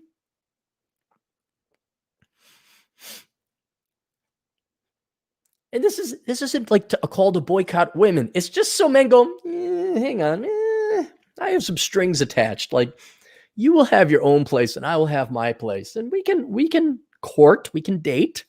You're not leaving one fucking toothbrush over here. You're not leaving one fucking tampon. All your crap over there. So I don't know, share it around. Hopefully the paperback book might be available tonight. Maybe. Don't quote me on it. All right. And I won't know until I get it delivered to me. So I get a physical copy of my book.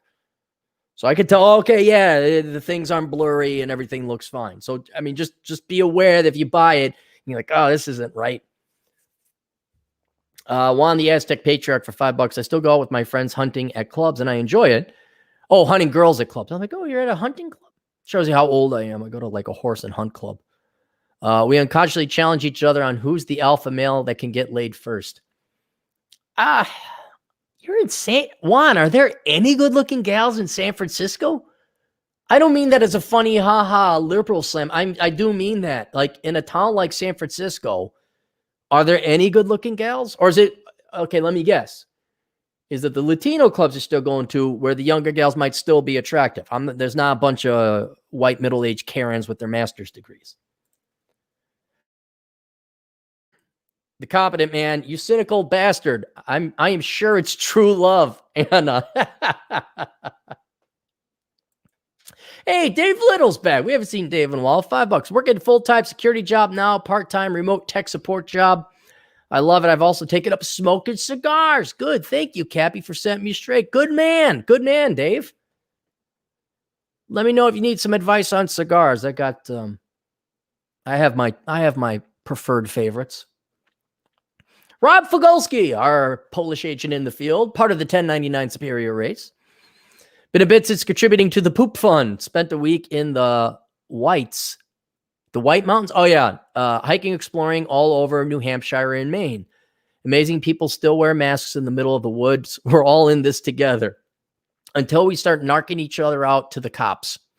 Until we report our neighbors to the police. I'm glad. Is it... ain't a little bit cold out there? They're not super tall mountains, but what? Isn't Mount Washington 6,000 feet? It'll get cold up there. The Competent Man for $5 this morning on C-SPAN, Washington Journal. One caller talked about how one family with 5 kids was having trouble getting enough food at the food bank.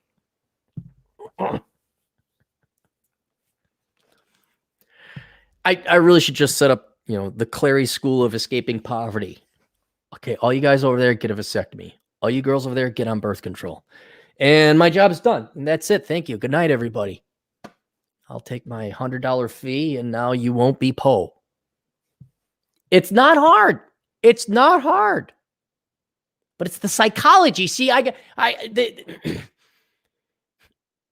cannot understand. Now, of course, I'm a genius, and I do mean that. Test me. I don't understand, even if you're an average, even if you're a dumbass, like how many baby mamas and your sisters having children out of wedlock. Like when I was in Wisconsin, we played the Who's Pregnant Now game. Because you go back to, you go back home to visit your folks. They're like, who's pregnant now? Not married. Christ, no. Not financially even supporting themselves. Who's pregnant now? And even if you're dumbass, you might think, hey, I want to have sex. But the consequences sometimes of having sex is a ruined financial life for the rest of my life. If only there were some technologies that would allow me to have the sex, but not ruin. Oh, wait, I know. Vasectomy. Boom. Even women I should take the birth control pill. But I know. Deep down inside, they all want to have the children. The children. But I guess women want to have kids more than they want to eat.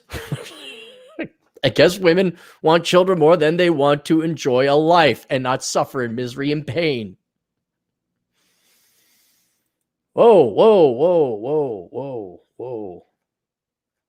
Skipping ahead here.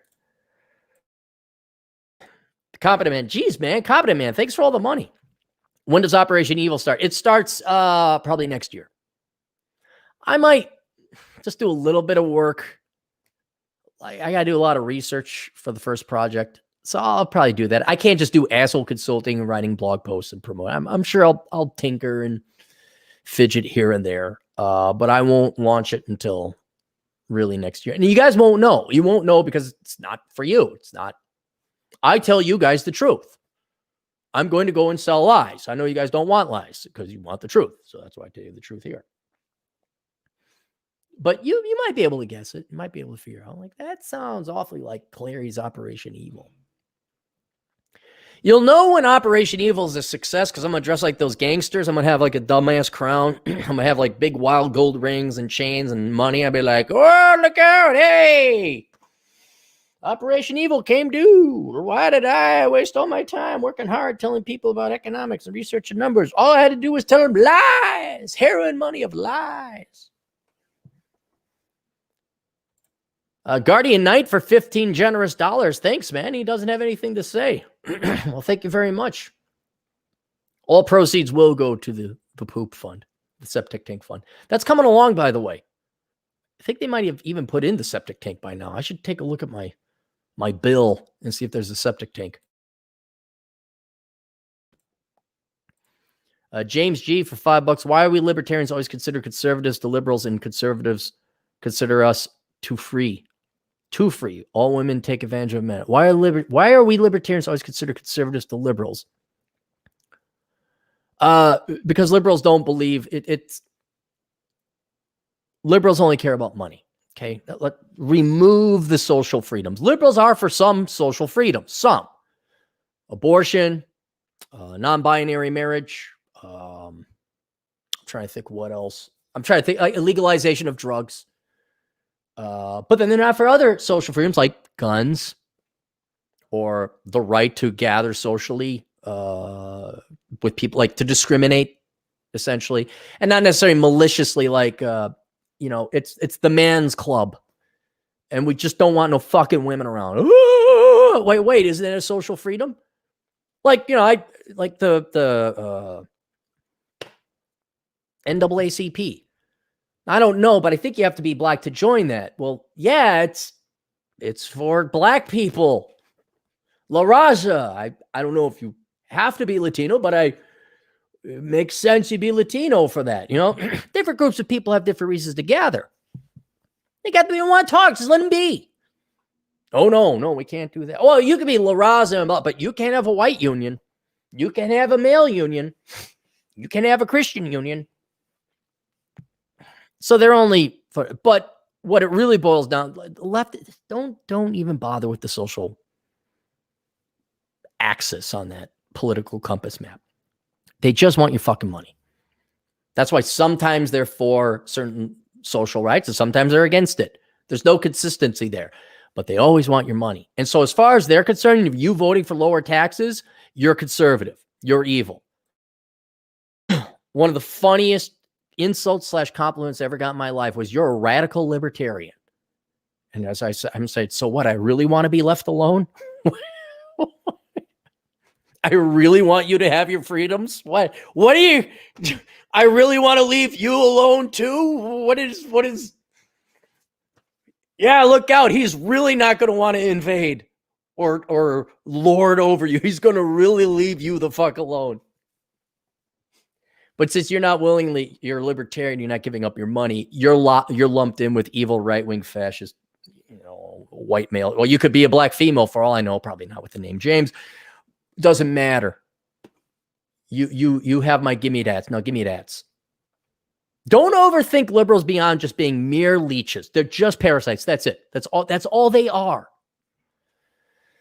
And conservatives consider us too free. Yeah, conservatives, although I don't see that. Most conservatives I know who identify as conservatives are libertarian. Like, they really don't care about gay marriage. They'd actually be kind of appalled. Like, why would we? So what? He's gay. We don't have to call him name. I mean, they're kind of like, well, they like their fellow man, gay man. Not in that way. I think most conservatives don't care about pot. It's just because they really, but the Republican Party, and the Republican Party gets a lot of money from the religious right.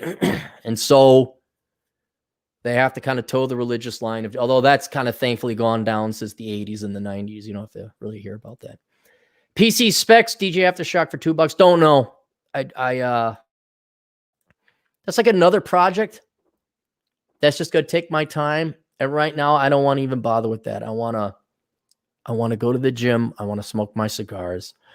I have no guilt, DJ. No guilt. I'm going to play video games. I'm not going to go debauched. I'm going to work out, play my video games. So I'm just going to relax and enjoy. I'm going to do some asshole consulting. We'll do some podcasting. I mean, I still got a little bit of work to do. Got to make sure the book, marketing, advertising, things like send out reader or reviewer copies. And it's taxes. I got to go on my receipts. I got to set up my receipts now for taxes.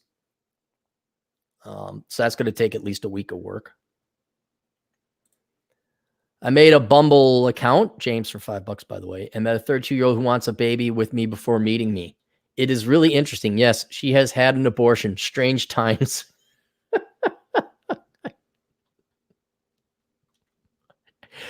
Look, guys, we're just born at the wrong time. Okay. We're just born at the wrong. It's not our time, man. It's not our time.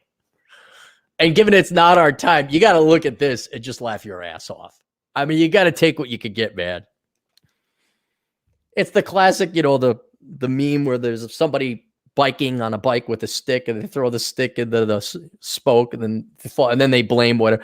Damn Trump, damn Jews, whatever. I once heard Tom Likas promote Bachelor Pad Economics. Cappy, how does it feel to be a star? Well, I paid Tom.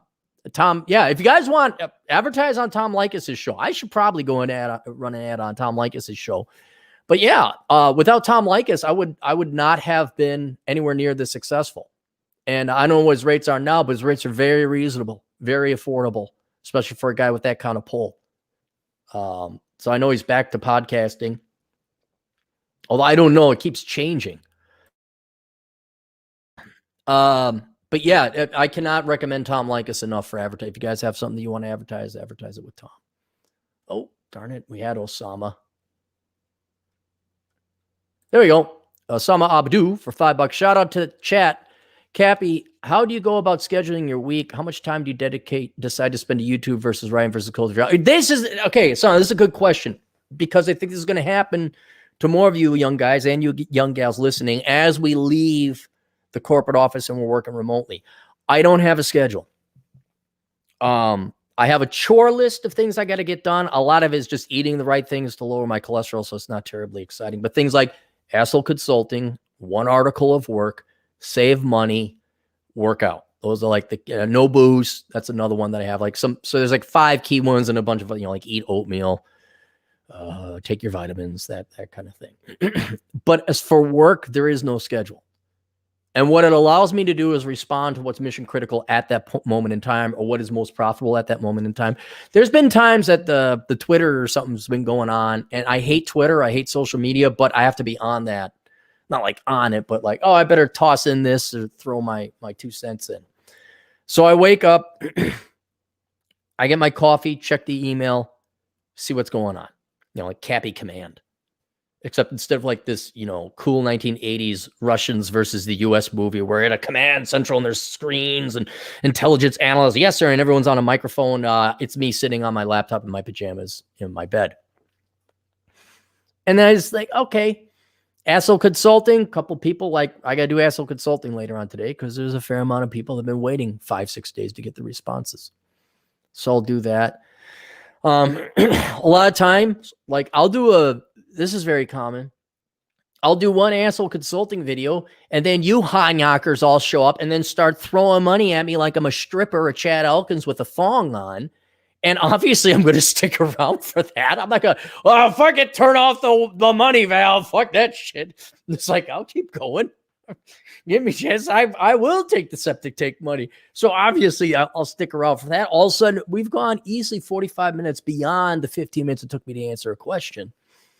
And then I was like, oh, okay. And then usually I try to get I try to get out of the house so I'm not just stuck here all the time. And that's usually when I go to the gym or maybe I'll go for a run or a walk depending on the weather because it's getting colder. Although it's been very mild December so far. Then usually get back, more work. There's always more work to do. And then usually I try and get back by the time the GF gets back. Now I know Vince over at Masculine Geeks. Go check him out, by the way. He's go check in with the wife. Yeah, I kind of like my girlfriend. Anyway, just what are we gonna do? And now and then it's we'll go visit the nieces, or maybe we'll make a run to Wisconsin or something. And then she'll go to sleep, watch a little bit of TV or whatever, and then I'll be up a little bit more. I'll usually do a little bit more nighttime. But that's the whole thing. You guys are going to experience this. There will be no schedule. And what's great about it is you can completely adapt to every other type of stuff. People's social calendar, somebody's friends, you got this, you got that, you got to do work, help out a buddy, do your own thing. And it's to remain fluid and malleable in your schedule. And a lot of people don't get it. Trust you and me. If you ever get to this point, especially your mom, okay, I'm just going to warn you all about your moms right now. Your mom they literally want to know. My mom asked me this, what are you doing November 27th? You know, and this was like, she's asking me in March. How the fuck do I know, Mom? Which I literally, how the fuck do I know, Mom? Well, it's like, and then you got to, like, who schedules out 6 months in advance? And people don't get it. And and there's nothing worse in my mind than it's not going on people's shows. That's not it. I'm very thankful for when I go on people's shows, but it's the fact that, like, Modern Life John, he's scheduled, man. He's got a regiment. He's got a schedule. He's different, complete opposite of me. He knows what he's doing 2 weeks out at 3 p.m. And it's just having that obligation, like, oh, I got to go on this guy's show, or, oh, I got to interview this person, or, oh, I said I commit to that.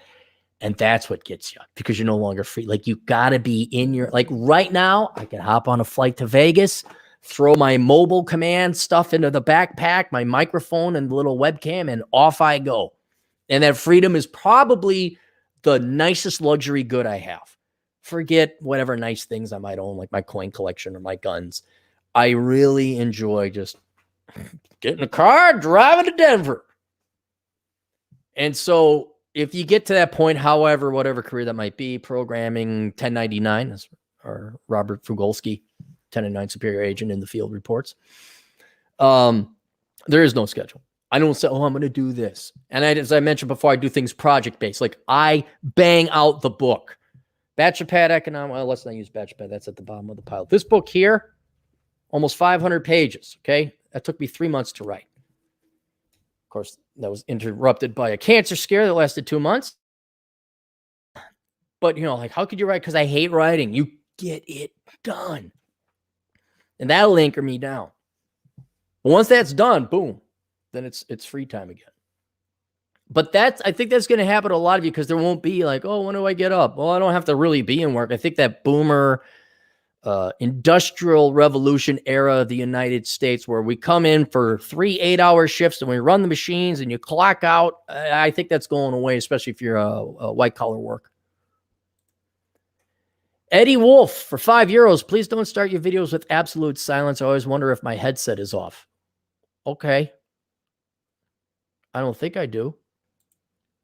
Sam Whiskey, $5. Windows 10 sucks and IMAX are overpriced, Cappy. What do you recommend?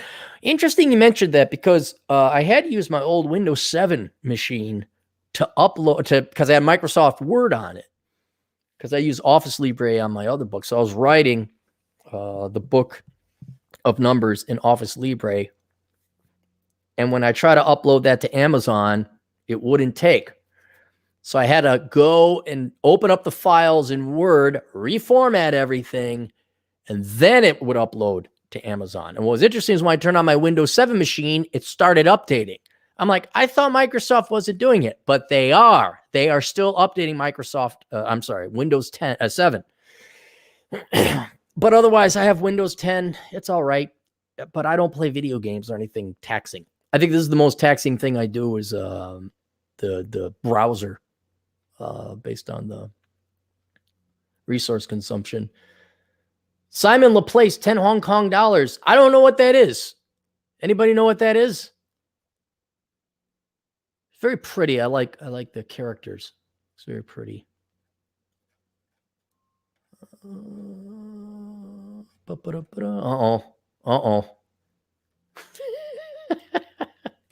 Yeah, good old laugh. What? Find an emoji where it's a Mexican poop throwing the Mexican flag, waving the Mexican flag around. That's what I want to see. That's what I want to see. Noah Korea for $5. AOC has now launched a merch store where she sells shirts that says tax the rich for $60. I think she knows her time in Congress is limited. No, she won. Didn't she win? She won. She won re-election. Tax the rich for $60. And you idiots are going to vote for that hypocrite.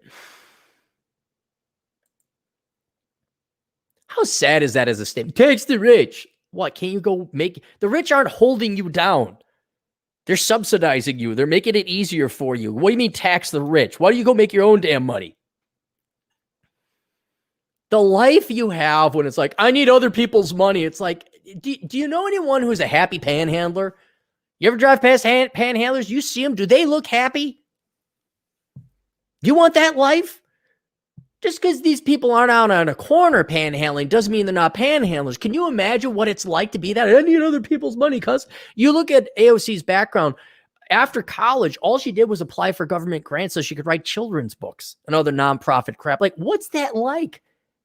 I hate applying for jobs. I would hate applying for a government grant.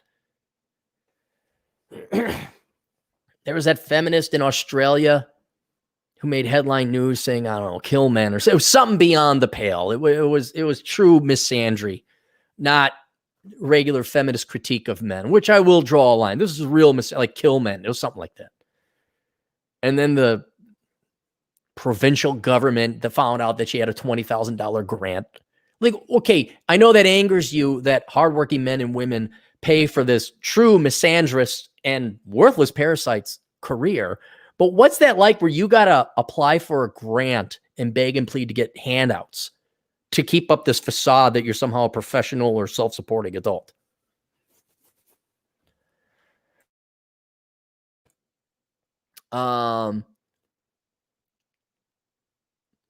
James G for $5. Why do women want entertainers and a strong man? Have you heard of Iceberg Slim, a pimp's diary? Does your girl have reason? You cannot be both. Oh, I see. Like a guy who's yet to let me entertain you, and then a strong man. Yeah. Read about the synthetic Superman. Or write about the synthetic Superman in the Book of Numbers. And I even use the words Voltron. I liken him to Voltron, where there is no one man a woman wants.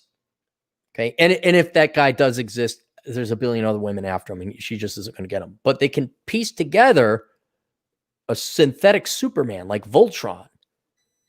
This guy is a rich, like Mark Dayton. I mean, let's use Honor or whatever. She's got Mark Dayton for the money. Okay. Now for Dick, dear God in heaven, please have her having an affair with Tyrone from the Minnesota Vikings. Please. So she gets her dick from Tyrone. She probably gets all the adulation and praise with social media, as any young lady would. And then maybe she needs there's an effeminate soy boy who's been her beta orbiter that she goes and cries to and like has coffee with and BFFs with. All right. That's not any one man, but it is a Voltron of men that woman now has effectively. It's like outsource. It'd be like I get a hooker with big tits and red hair to satisfy my sexual urges. Then I go hang out with the nuclear engineer gal I know for coffee, even though she might be pining after me. I get my intellectual fix there. And then there's the fun gal who I don't know, go motorcycle riding or hiking with. In theory, you like this girl to be all the same person, but that's not going to happen. Zoranx for $5. Shake it, Cappy. Laughing out loud, joined late, but I hope you saw the vid of the teacher yelling at anti-lockdown protesters for a laugh. I don't know. I don't know. That's kind of how that falls in the realm of politics. I've look, not only do I see the bad stuff of politics, but I see the good stuff of politics too. Like teachers yelling. Teachers are insane. They're miserable. I don't have to see that. I mean, I've seen enough Karens getting upset. What is it? There's a website where it just like shows people getting the shit kicked out of them because they do stupid things. I've seen enough of those videos. They're cathartic. I enjoy them. Gal mouthing off to some protester. She punches him. He punches her right back and flattens her out. It's like, what are you doing punching a guy who's, I think he's this huge guy. He's like 6-something, 200 plus. Girl watched a little bit too much roundhouse kicking chick cop show and splat, she's out. It's kind of like, ha ha. How much do I have to see of that? I'm going to hop in my truck, take my cigar. I'm going to listen. I might even tune into Myron Gaines. But I'm going to listen to Chris Beckloff and world-class bullshitters. I'm just going to chill out and relax. I'm going to be happy I'm not the people who are stuck in a McDonald's line fighting everyone. That's not Cappy's world. Cappy used to live in that world. Cappy out of that world now. Actually, I never was in that world. I lived in those neighborhoods. But I don't know. I just kept my nose clean. Like, if you're fighting at a McDonald's, chances are you're not going to become president. Just so you know. If you're like getting into fisticuffs at a line at McDonald's, you're not going to your boss asking if you could be lead engineer next year for your promotion. You don't even have a 401k and IRA. You don't even know what those things are if you're in a fight in McDonald's. James G., how do you take advantage of the opportunities under a Biden presidency as a libertarian? What are the best opportunities coming under this change? I find, okay, James, you're asking me if I can predict the future. I can't. Here's where I could speculate, okay? Money printer gonna go burr, but that wasn't a big gamble. If it was Trump or Biden, the money printer was still gonna go burr.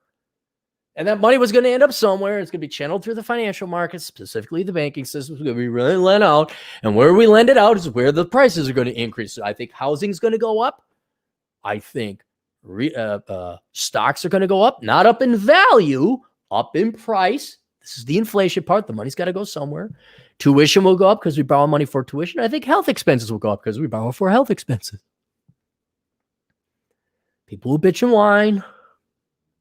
And then Cappy will be off in Poland or wherever the hell I inevitably decide to have my plan B. So it's not anything sexy, but a diversified portfolio of investments. You know, because I have real estate and owning property. I also have an IRA. I'm boring. I just invest in the S&P 500 index. I think cryptocurrency is a must. I've always said that, though. Precious metals is a must. I've always said that, though, too. And I don't have an investment philosophy. It's not investing anymore. It's just merely hedging against inflation. That's it. And so I got a little bit. I would not be surprised. I don't know if this is going to happen. I don't know. I can't predict the future. But depending on how woke and anti-freedom and anti-American the Biden presidency is, and depending on what kind of laws are passed within the Congress and President Biden, will determine how much capital flight is going to go to cryptocurrency. I see a very real possibility, no guarantee, that as things become more hostile towards productive Americans and productive people across the world, they're going to shield their money through cryptocurrency. I think that will be the main vehicle by which people protect their wealth and then export their wealth if they have to, in case of a communist socialist, I won't even say takeover, but overreach. But the best opportunity, the best opportunities is to go overseas and find a place you want to live. That's what I would do, because then you got your life raft. I'm half tempted just to hire Andrew Hendrickson. It's like, dude, give me the country list. I'll pay you $1,000 or $2,000. What do I got to?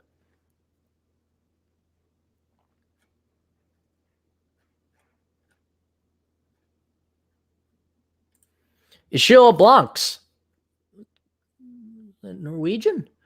36 from LA, work 3 days a week, zero debt, have 16 ounces of gold. You need 200, I'd say. I'm snip, never married, 0 kids. You, Coach Adams, Mr. Sharp. Oh, yeah, Donovan Sharp. Everyone go say hi to Donovan Sharp. Go over to his site now, subscribe to his YouTube channel. Joker, thanks. Yeah, no problem, Ishil. Yeah, good old, I texted Donovan. He's a good guy. He's just a good guy. We're in Vegas. Oh, yeah. DJ Aftershock, $5. We're going to Frosty's in Casper. We're going to have more drinks. We're driving there in our diesel Dodge Ram truck for my trailer and my girl Crystal. Hang on. Where is Frosty's? Have I ever been there? Where is that? Frosty's Bar and Grill. Casper's a weird town. Okay, there's 26. Boy, it's been a while since I've been here. There's Popular. Frosties. Okay. Here's Evansville. There's the road I took to my place. Okay, so it is downtown. Is that by Lou Talbert's? Oh, it's on the high school. Where am I? I'm losing my bearings.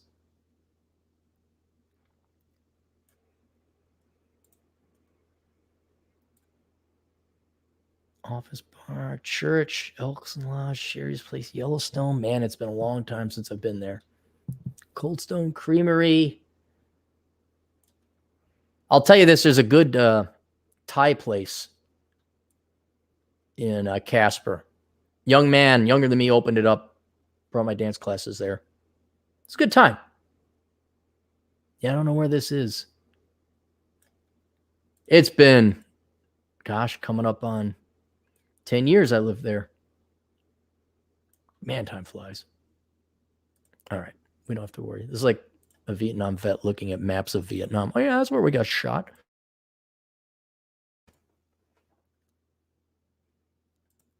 Copy the man for $2. Oh, he speaks Mandarin, apparently. Translates, Captain, how do I get the girls? Bravo.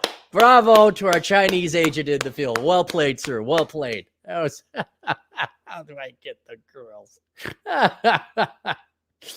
Oh, Red Storm, $5. Hey, Cap, you plan on playing Cyberpunk 2077? The setting is not too far off on what's happening in California.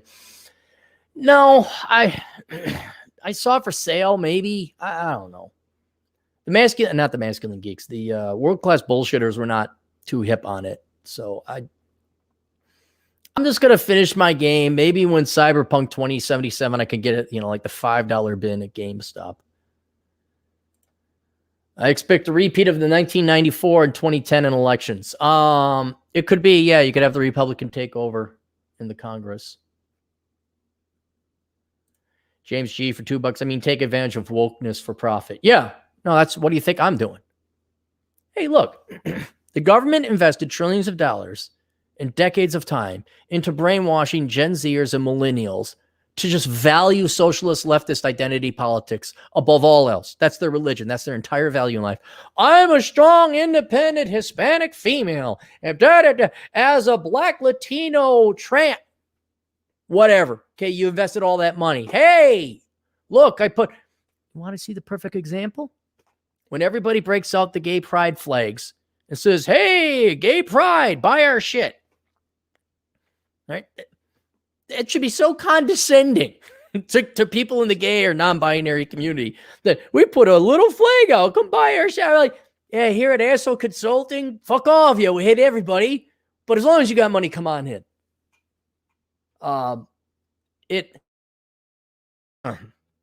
Yes, that is the new model because so much has been invested in brainwashing and installing the software in people's mind that their value is their politics. Yes, of course. I mean, think about it. I know at the time it seemed, why would you do this? But that's old order thinking, to quote Rollo Tomasi. The new order thinking is vagina, penis, pansexual. My bipolar degree, I have the I have social anxiety. I'm black. I'm Asian. I'm Hispanic. I'm female. I'm trans. So when Gillette came out and said, men are bad at there were some like, oh, yeah, okay. It wasn't irrational. It was foolish, but not irrational. Procter & Gamble say, let's go tell men they suck. That'll get their women to buy more razors for them because it's political. Everyone, they're like, oh, they're a little early. Give it a little bit more time. This Colin Kaepernick, let's advertise politics. Give it about 5 more years. And then enough boomers and Gen Xers will have died off. And you'll have nothing but an entire majority population of Americans whose only value in their lives are their own traits and identity politics. Or their politics and their crusades that they didn't earn. I'm an environmentalist. I recycle. Our green footprint at Cargill Corporation. I'll buy their cereal. It's really no different if you remember Saturday morning cartoons from the 80s, which you don't because none of you were around then. Like Strawberry Shortcake, that cartoon was just used to sell cereal. And us dumb kids, well, let's go buy the strawberry shortcake cereal. Transformers, that was just used to sell toys. I want that toy, Mom. Now, Transformers was also a great cartoon. Let's not forget what it was about selling the toys and merchandise. It's the same thing here. Whatever flag, non-binary, the gay pride flag, Black Lives Matter. Trying to think of flags, but any, hey, we celebrate your people. Buy our shit. We're at Asshole Consulting. We want to run. No, fuck you. But if you got money, come on in. That's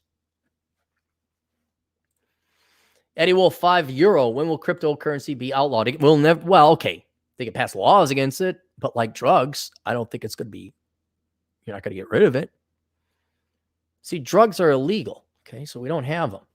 Just like remember the Soviet Union, they banned the private sector, so there was no private sector economy like underground economies or black markets for blue jeans. I'm sure no drugs ever made it in the Soviet Union because they made it illegal, right?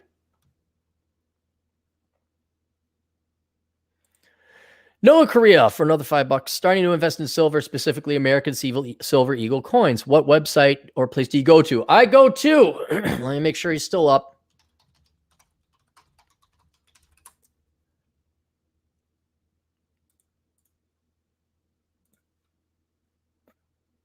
Boom. Okay, here's where I'll go. mngoldbuyer.com. This is my buddy. Tell him I sent you. I put it in the chat room there. mngoldbuyer.com. He can mail you Silver Eagles. They'll be insured. This is the guy that I work security for. He was very kind to give me employment when I came back from Wyoming. Good man. So that's where I would go. Are we caught up? We're caught up.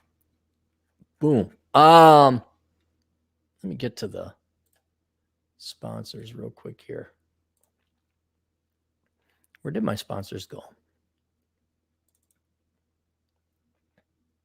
Oh, you know what? I got them right here. Never mind. The Path to Happiness, The Road to Freedom, written by Michael Seacrest. Get this book if you are a younger man, younger woman, and you're unaware of microeconomics and decisions that you can make on the individual level to get yourself to happiness and freedom. It is very detailed on the lines of individual or microeconomic behavior, but then he does parlay into larger philosophical economic philosophy as well. Economic models, I would say. I'm trying to find my... Here we go. The Fragments of Game, written by Rick Aureliano. You can find that. I'll put that on the... This basically is a historical account of game starting back in the 2000s when it was, what was it? The Game or The Players or whatever. The guy wrote a book about it.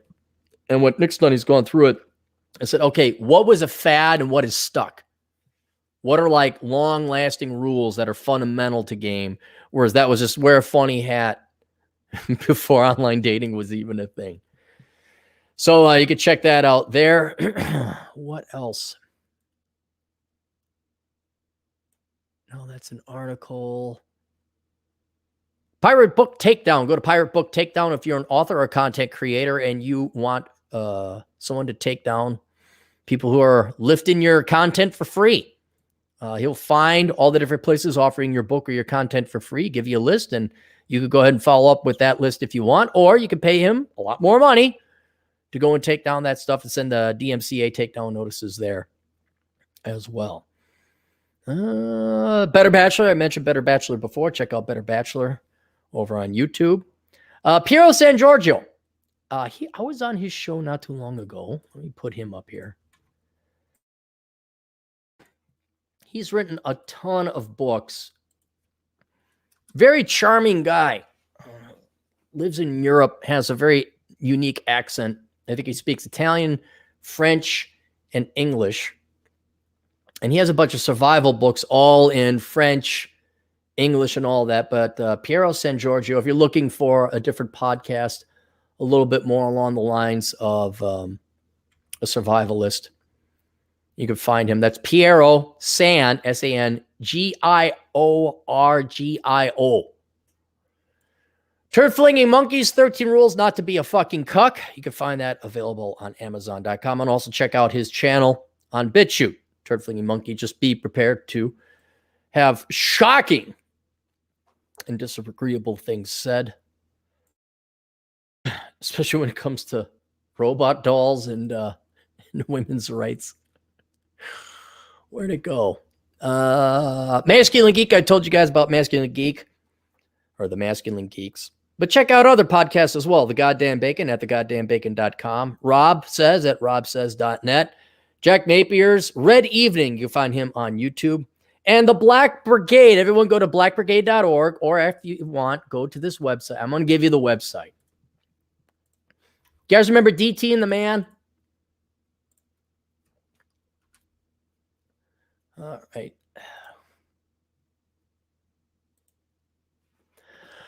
Remember DT and the Man?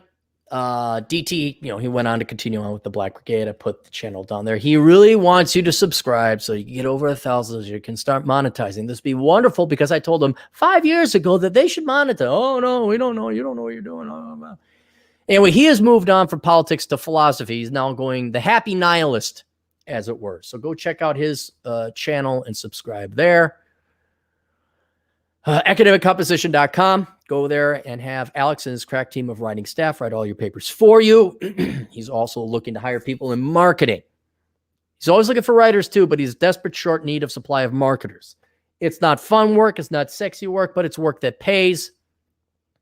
So go to academiccomposition.com and tell Alex that the captain sent you.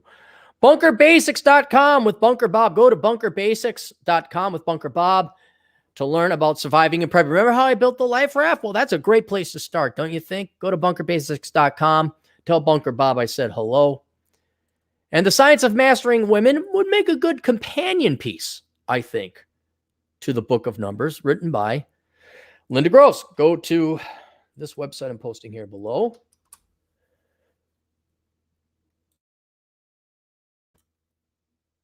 And there you go.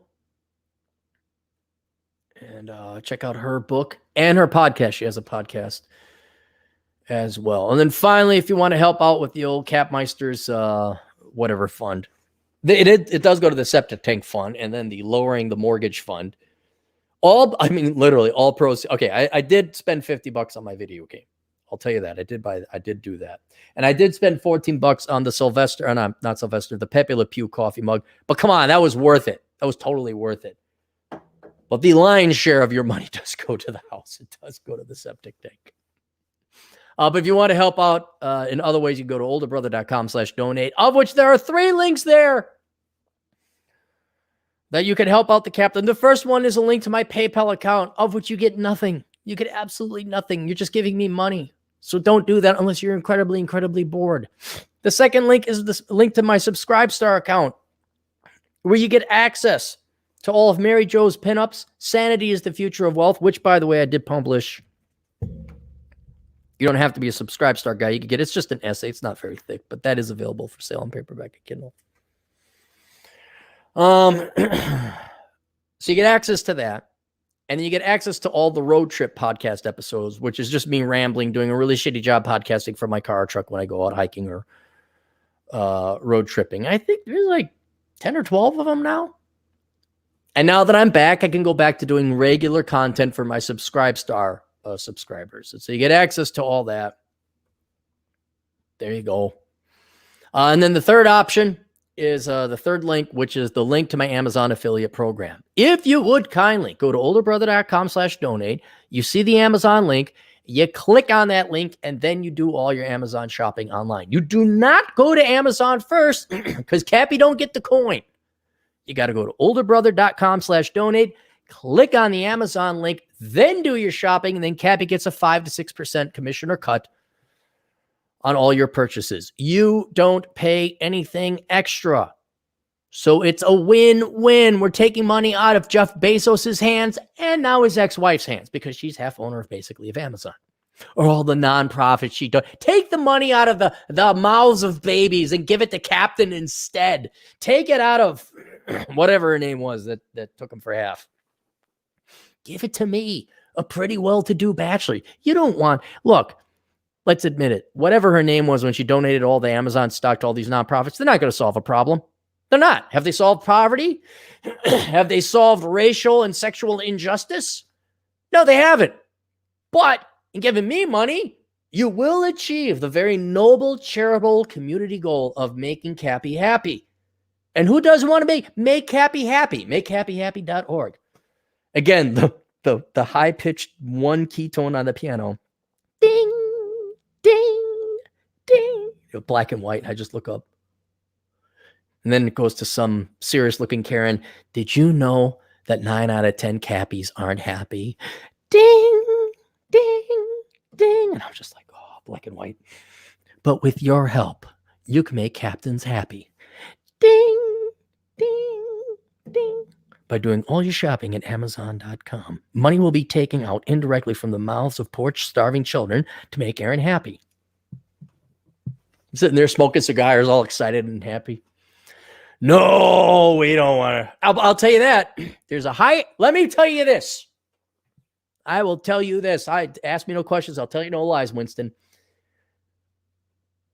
There is zero chance you will end poverty, childhood hunger, discrimination, sexism.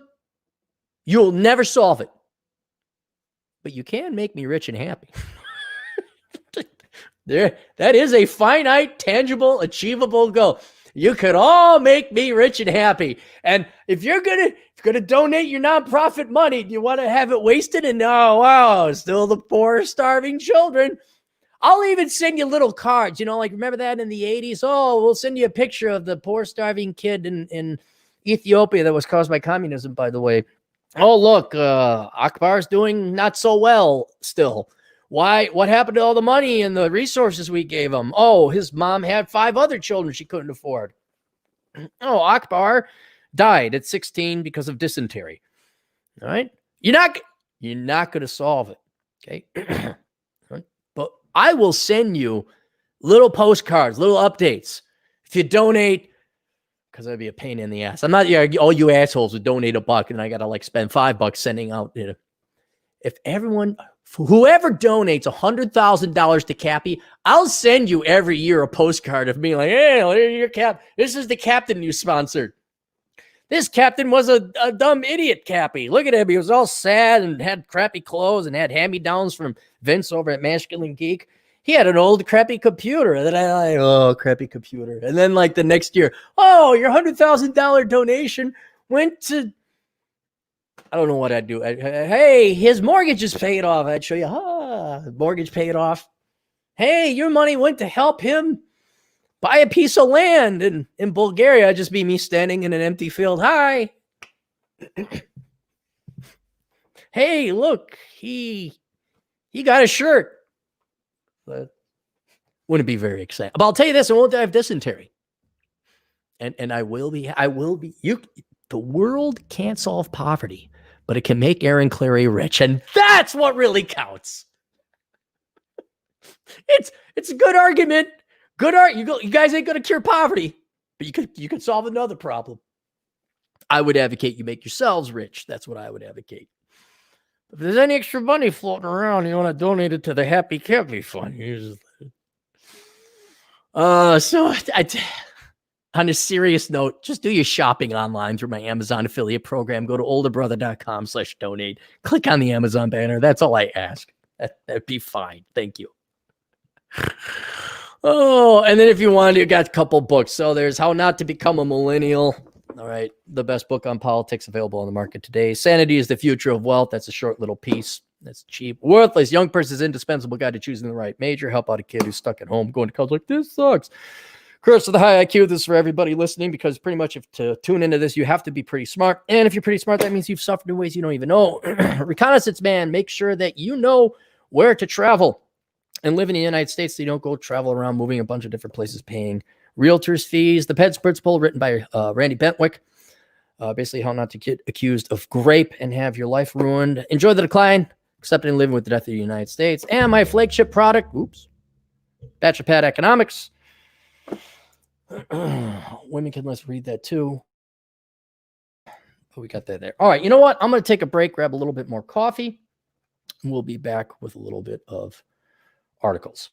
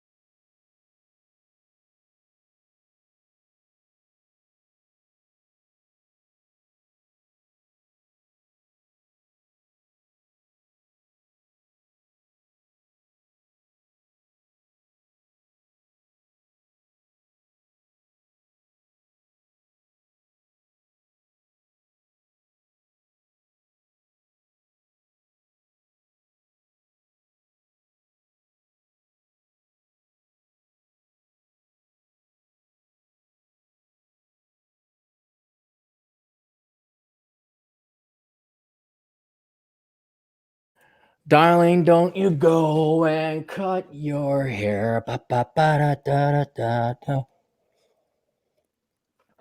I'm just a boy with a new haircut. It's a pretty nice haircut. One of the few good songs in the 90s. I take it back. There's some good music in the 90s.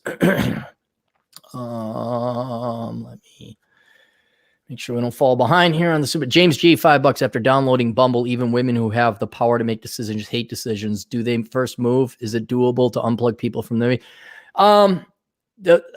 Bumble is a drastic improvement over Tinder. And the reason why is just don't worry about your success rates with any kind of dating platform online. It is going to be infinitesimally small. Read my book, find out just how infinitesimally small. At least with Bumble, like there, it takes the least amount of effort. You put together a good profile, you put together good pictures, be witty, and then you cast that line in the water, you tie down your pole, and you go live your life, and then you come back to see if you got a fish. Oh, hey, a girl texted me. All right. But women are not going to make the first move. And if they do, it's very rare. Yes. But it does happen. Now, they won't ask you out. They'll string you along and get attention. This is why if you listen to Myron Gaines, not to keep going back to him, but he's like, your goal is to get these girls out of the dating apps, out online, off of being online, and into the real world. Or at least into like email or on your phones, texting directly. But you got to get them unplugged from that matrix. But they gotta say hi to you first. That's fine. Here's your thing. And you go. It's just like fishing. The most lazy way to fish. Hey, look at these two Hanyakers. We got Doc and we got Elkins. Vlad Elkins.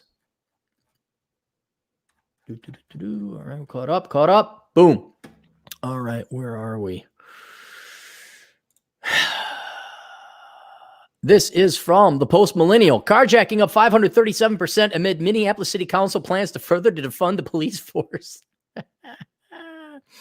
Violent carjackings are up an astronomical 537% in the city of Minneapolis this November compared to November of 2019, while the city council announced plans to cut another $8 million from the police budget. The past 2 months have seen an eye-popping more than 125 carjackings in the city of Minneapolis, including 3 in the southeast part of the city, which occurred less within an hour of each other. All right, now how can I explain this? Southeast, North Minneapolis is the bad part of Minneapolis, quote unquote. Okay, that's the bad part. That's the dangerous side of town. None of the riots and stuff been happening there. It's been happening over in the south part of Minneapolis, southeast. All right, and I used to live there. The riots were on Lake Street. You have to look it up. And southeast was like where all the blue collar, starting Gen Xers back when we were millennials. Back when we were in our 20s and our 30s, we're going to invest in property. And it was like, oh my goodness, there's little coffee shops and we're not rich. we don't live in Uptown. We're not there. We're there. Oh, Southwest Longfellow pride. And and bluer than the ocean, bluer than the sky. And now all the carjackings are happening. Oh, I do that. A little bit more is happening downtown, but downtown, everyone has fleed downtown.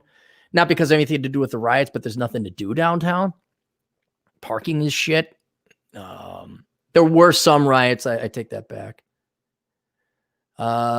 In just the past week, there have been 17 such incidences, with the majority of them being perpetrated by teenagers, according to the Washington Examiner. Don't worry, we don't need no fathers.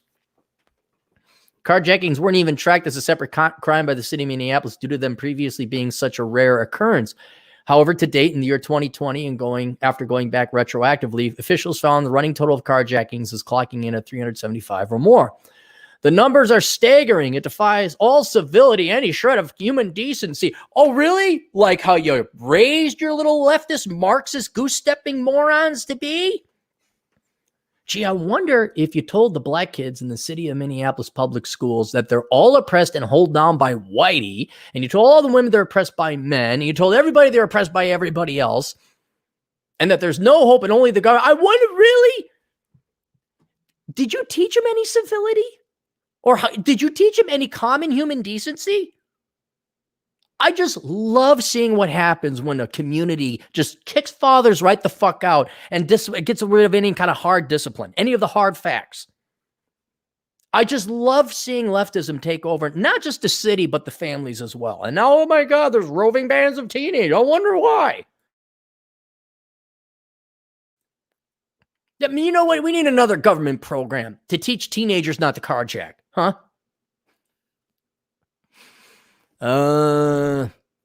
John Elder, a spokesman for local police. Elder went on to mention that sometimes it's better to give up the car keys without a fight. People know that what their abilities are. A 74-year-old woman trying to duke it out with two 18-year-olds is not a great idea. Oh, brave. You don't need cops. You don't need cops. Over 500 people have been shot so far this year in Minneapolis, which is the highest total in a decade and a half. What happened a decade and a half? 2005? What's going on in 2005?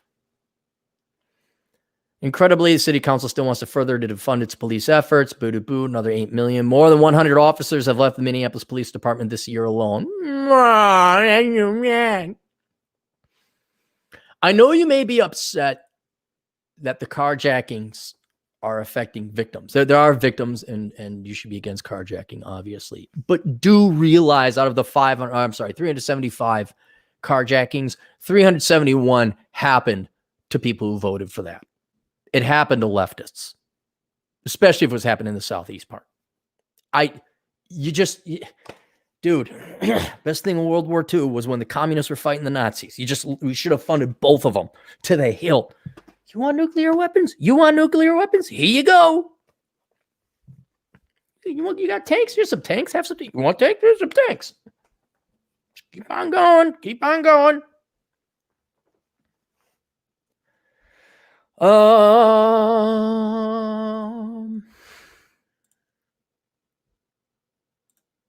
Argentina to hit the rich with wealth tax as COVID-19 costs rise. Oh, that bitch is still there. Why is she still there? Kirchner is still there? Oh, my God. If you don't know about Argentinian politics, Kirchner, she was the wife of one of the ex-presidents of Argentina. She's basically their Hillary Clinton, but she got elected. Argentina Senate late Friday approved a proposed one-time wealth tax. Sure, one time. Which seeks to boost government revenue by targeting millionaires with assets more than 200 million pesos, 2.4 million. Legislation has already passed the lower house, was promoted by a governing coalition and spearheaded by lawmakers Carlos Heller and Maximo Kirchner, son of Vice President Cristina. Oh, wait, she's the vice president. So she was president, now she's vice president. And her son is now a lawmaker.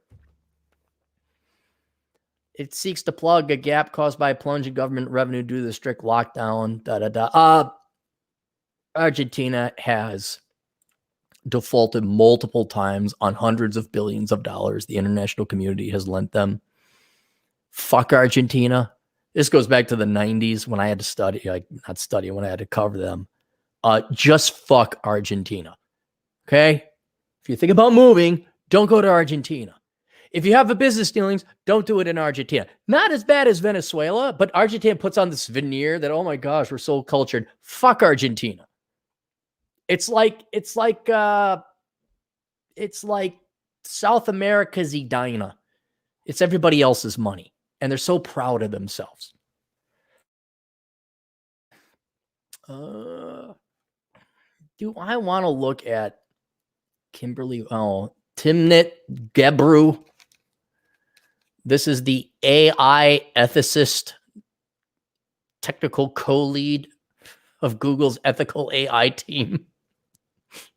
And I wanted to look into her because I'm like, looking at her, I'm like, no, you're not a programmer. I guarantee you are it's woman in STEM, and woman of color in STEM. Could she be an actual software engineer? Yes. Does Cappy believe that is the case? No.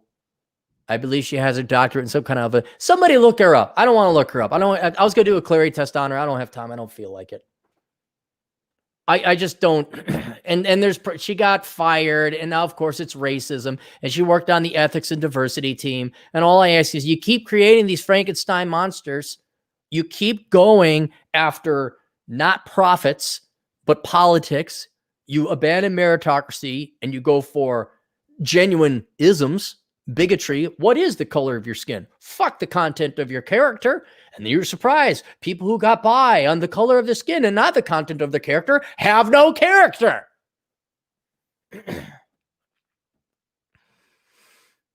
Fuck Google. I think that's it. Is that it, guys? Is that it? Let's go through and make sure we got the...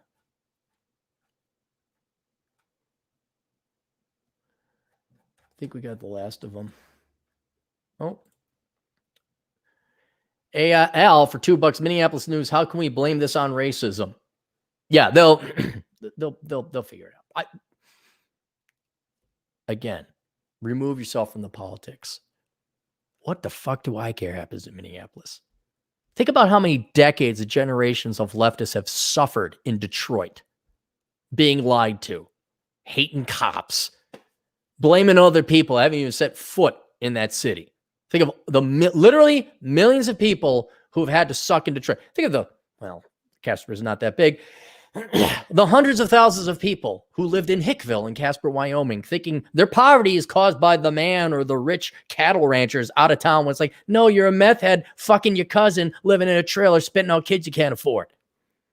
How many generations that, you know what? Minneapolis made it very clear to all of you that you're not welcome. They hate whites. They hate men. They really hate white males. And that you owe this group of people, that group of people, if you're going to be in that part of their community, and we're all going to take away your private property. We're all going to tell you what to do. Look, do it to yourselves. Abuse your own citizens, please. Carjack, create your own Frankenstein monsters, and then be shocked when they turn on you. And because of political correctness, you can't say anything. Well, it's not even political correctness. What really prevents leftist Minneapolitans from stating the truth is they don't want to admit they're wrong. They don't want to admit their fucking religion is wrong. Enjoy the decline, Minneapolitans. Sam Whiskey, $5. A lovely lady got carjacked in Minneapolis supermarket in daylight. Time to send in Snake Plissken. Nope. Minneapolis doesn't deserve Snake Plissken. They don't. They don't deserve. Nope. Minneapolis. They have experts, Sam, with doctorates in social work and race ethnic studies and all that. They will solve it.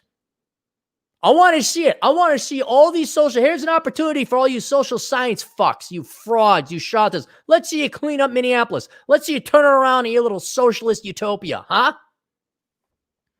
I mean, we all know what's going to happen.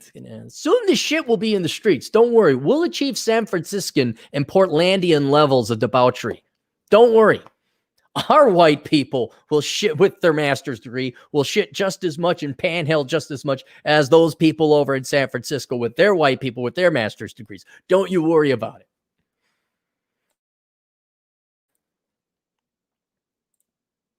Julius Alexander, $5. It's time to leave the country, Cappy. Yeah, yep. Time to set up that boat. Hey, look who's in the house. Nonstop trade, 360 for $2. I feel sorry for the kids coming up now. Yeah, I know. I know. What do you do about it? It's one of the few things I actually feel sorry for. But then by the time they're 12 or 13 and they're dealing drugs and they're fighting other kids and they're cutting car tires or whatever, then I'm kind of like, all right, when does it go from an innocent fatherless kid to a kid that's now threatening your property or even you? When does it become like this innocent little being and now it doesn't matter? It's an NPC automaton with hardwired firmware installed in it by the Minneapolis Public Schools to carjack you. All right. I did not do the Corona Chan prayer the last time on Good Morning Corona Chan, so we'll do it here. Everyone bow your heads in prayer.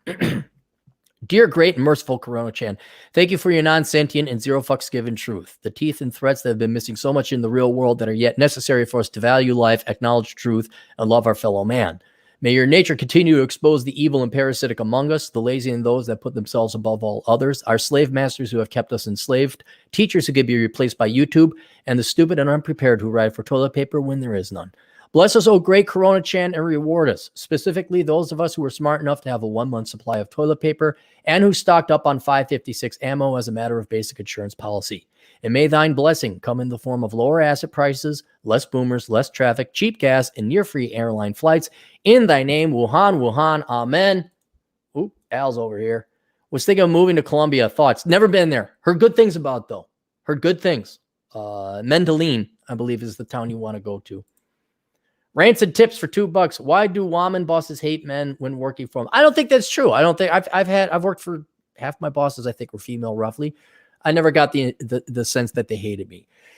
It's HR. I do believe if you were to poll, like to get to the heart of heart, about 80% of HR women hate men. They do have a bigger, or maybe not hate, that's too strong, but they do have a bias against men. They would be misandrous to a certain level. Certainly they do favor women. And there's a generation maybe coming up in the world where they don't explicitly, they may in their own minds not even think they don't like men. They may say, no, I like men, but then it's kind of the affirmative action thing. I'm not against white men. I'm just for helping out minorities. Okay, you don't understand. Giving people an unfair advantage is by default discriminating against the people you don't give that advantage to. And they don't view it as like, they may not have a personal hatred towards you. Although I think a lot of them have a lot of jealousy and envy and resentment. But in their mind, they're not that philosophically astute or smart. They don't realize, like, it's no different like if you had 3 kids and you gave $20 to one kid and then $10 to the other 2 kids.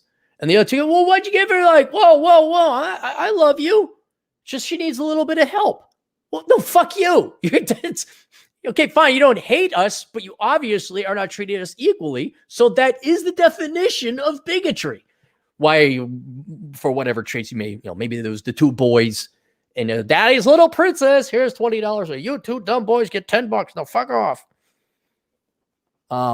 So I don't think women bosses hate men. I don't think that. I do believe HR does as a group. And I do believe there's a generation or a type. And you can tell, like, I had women, we didn't talk about sexism or women's this or that. That was quite some time ago. But like you walk in and like, okay, everybody, your boss of a female persuasion is sending you emails all the time about how we're going to help with the women's and this, and we're going to have a meeting or raise aware. Okay, then you get the fuck out. But I've talked about enough how you guys should not be working in corporate America. All right, that's it. Questions, answers, assholeconsulting.com. We'll see you guys later, Toodles.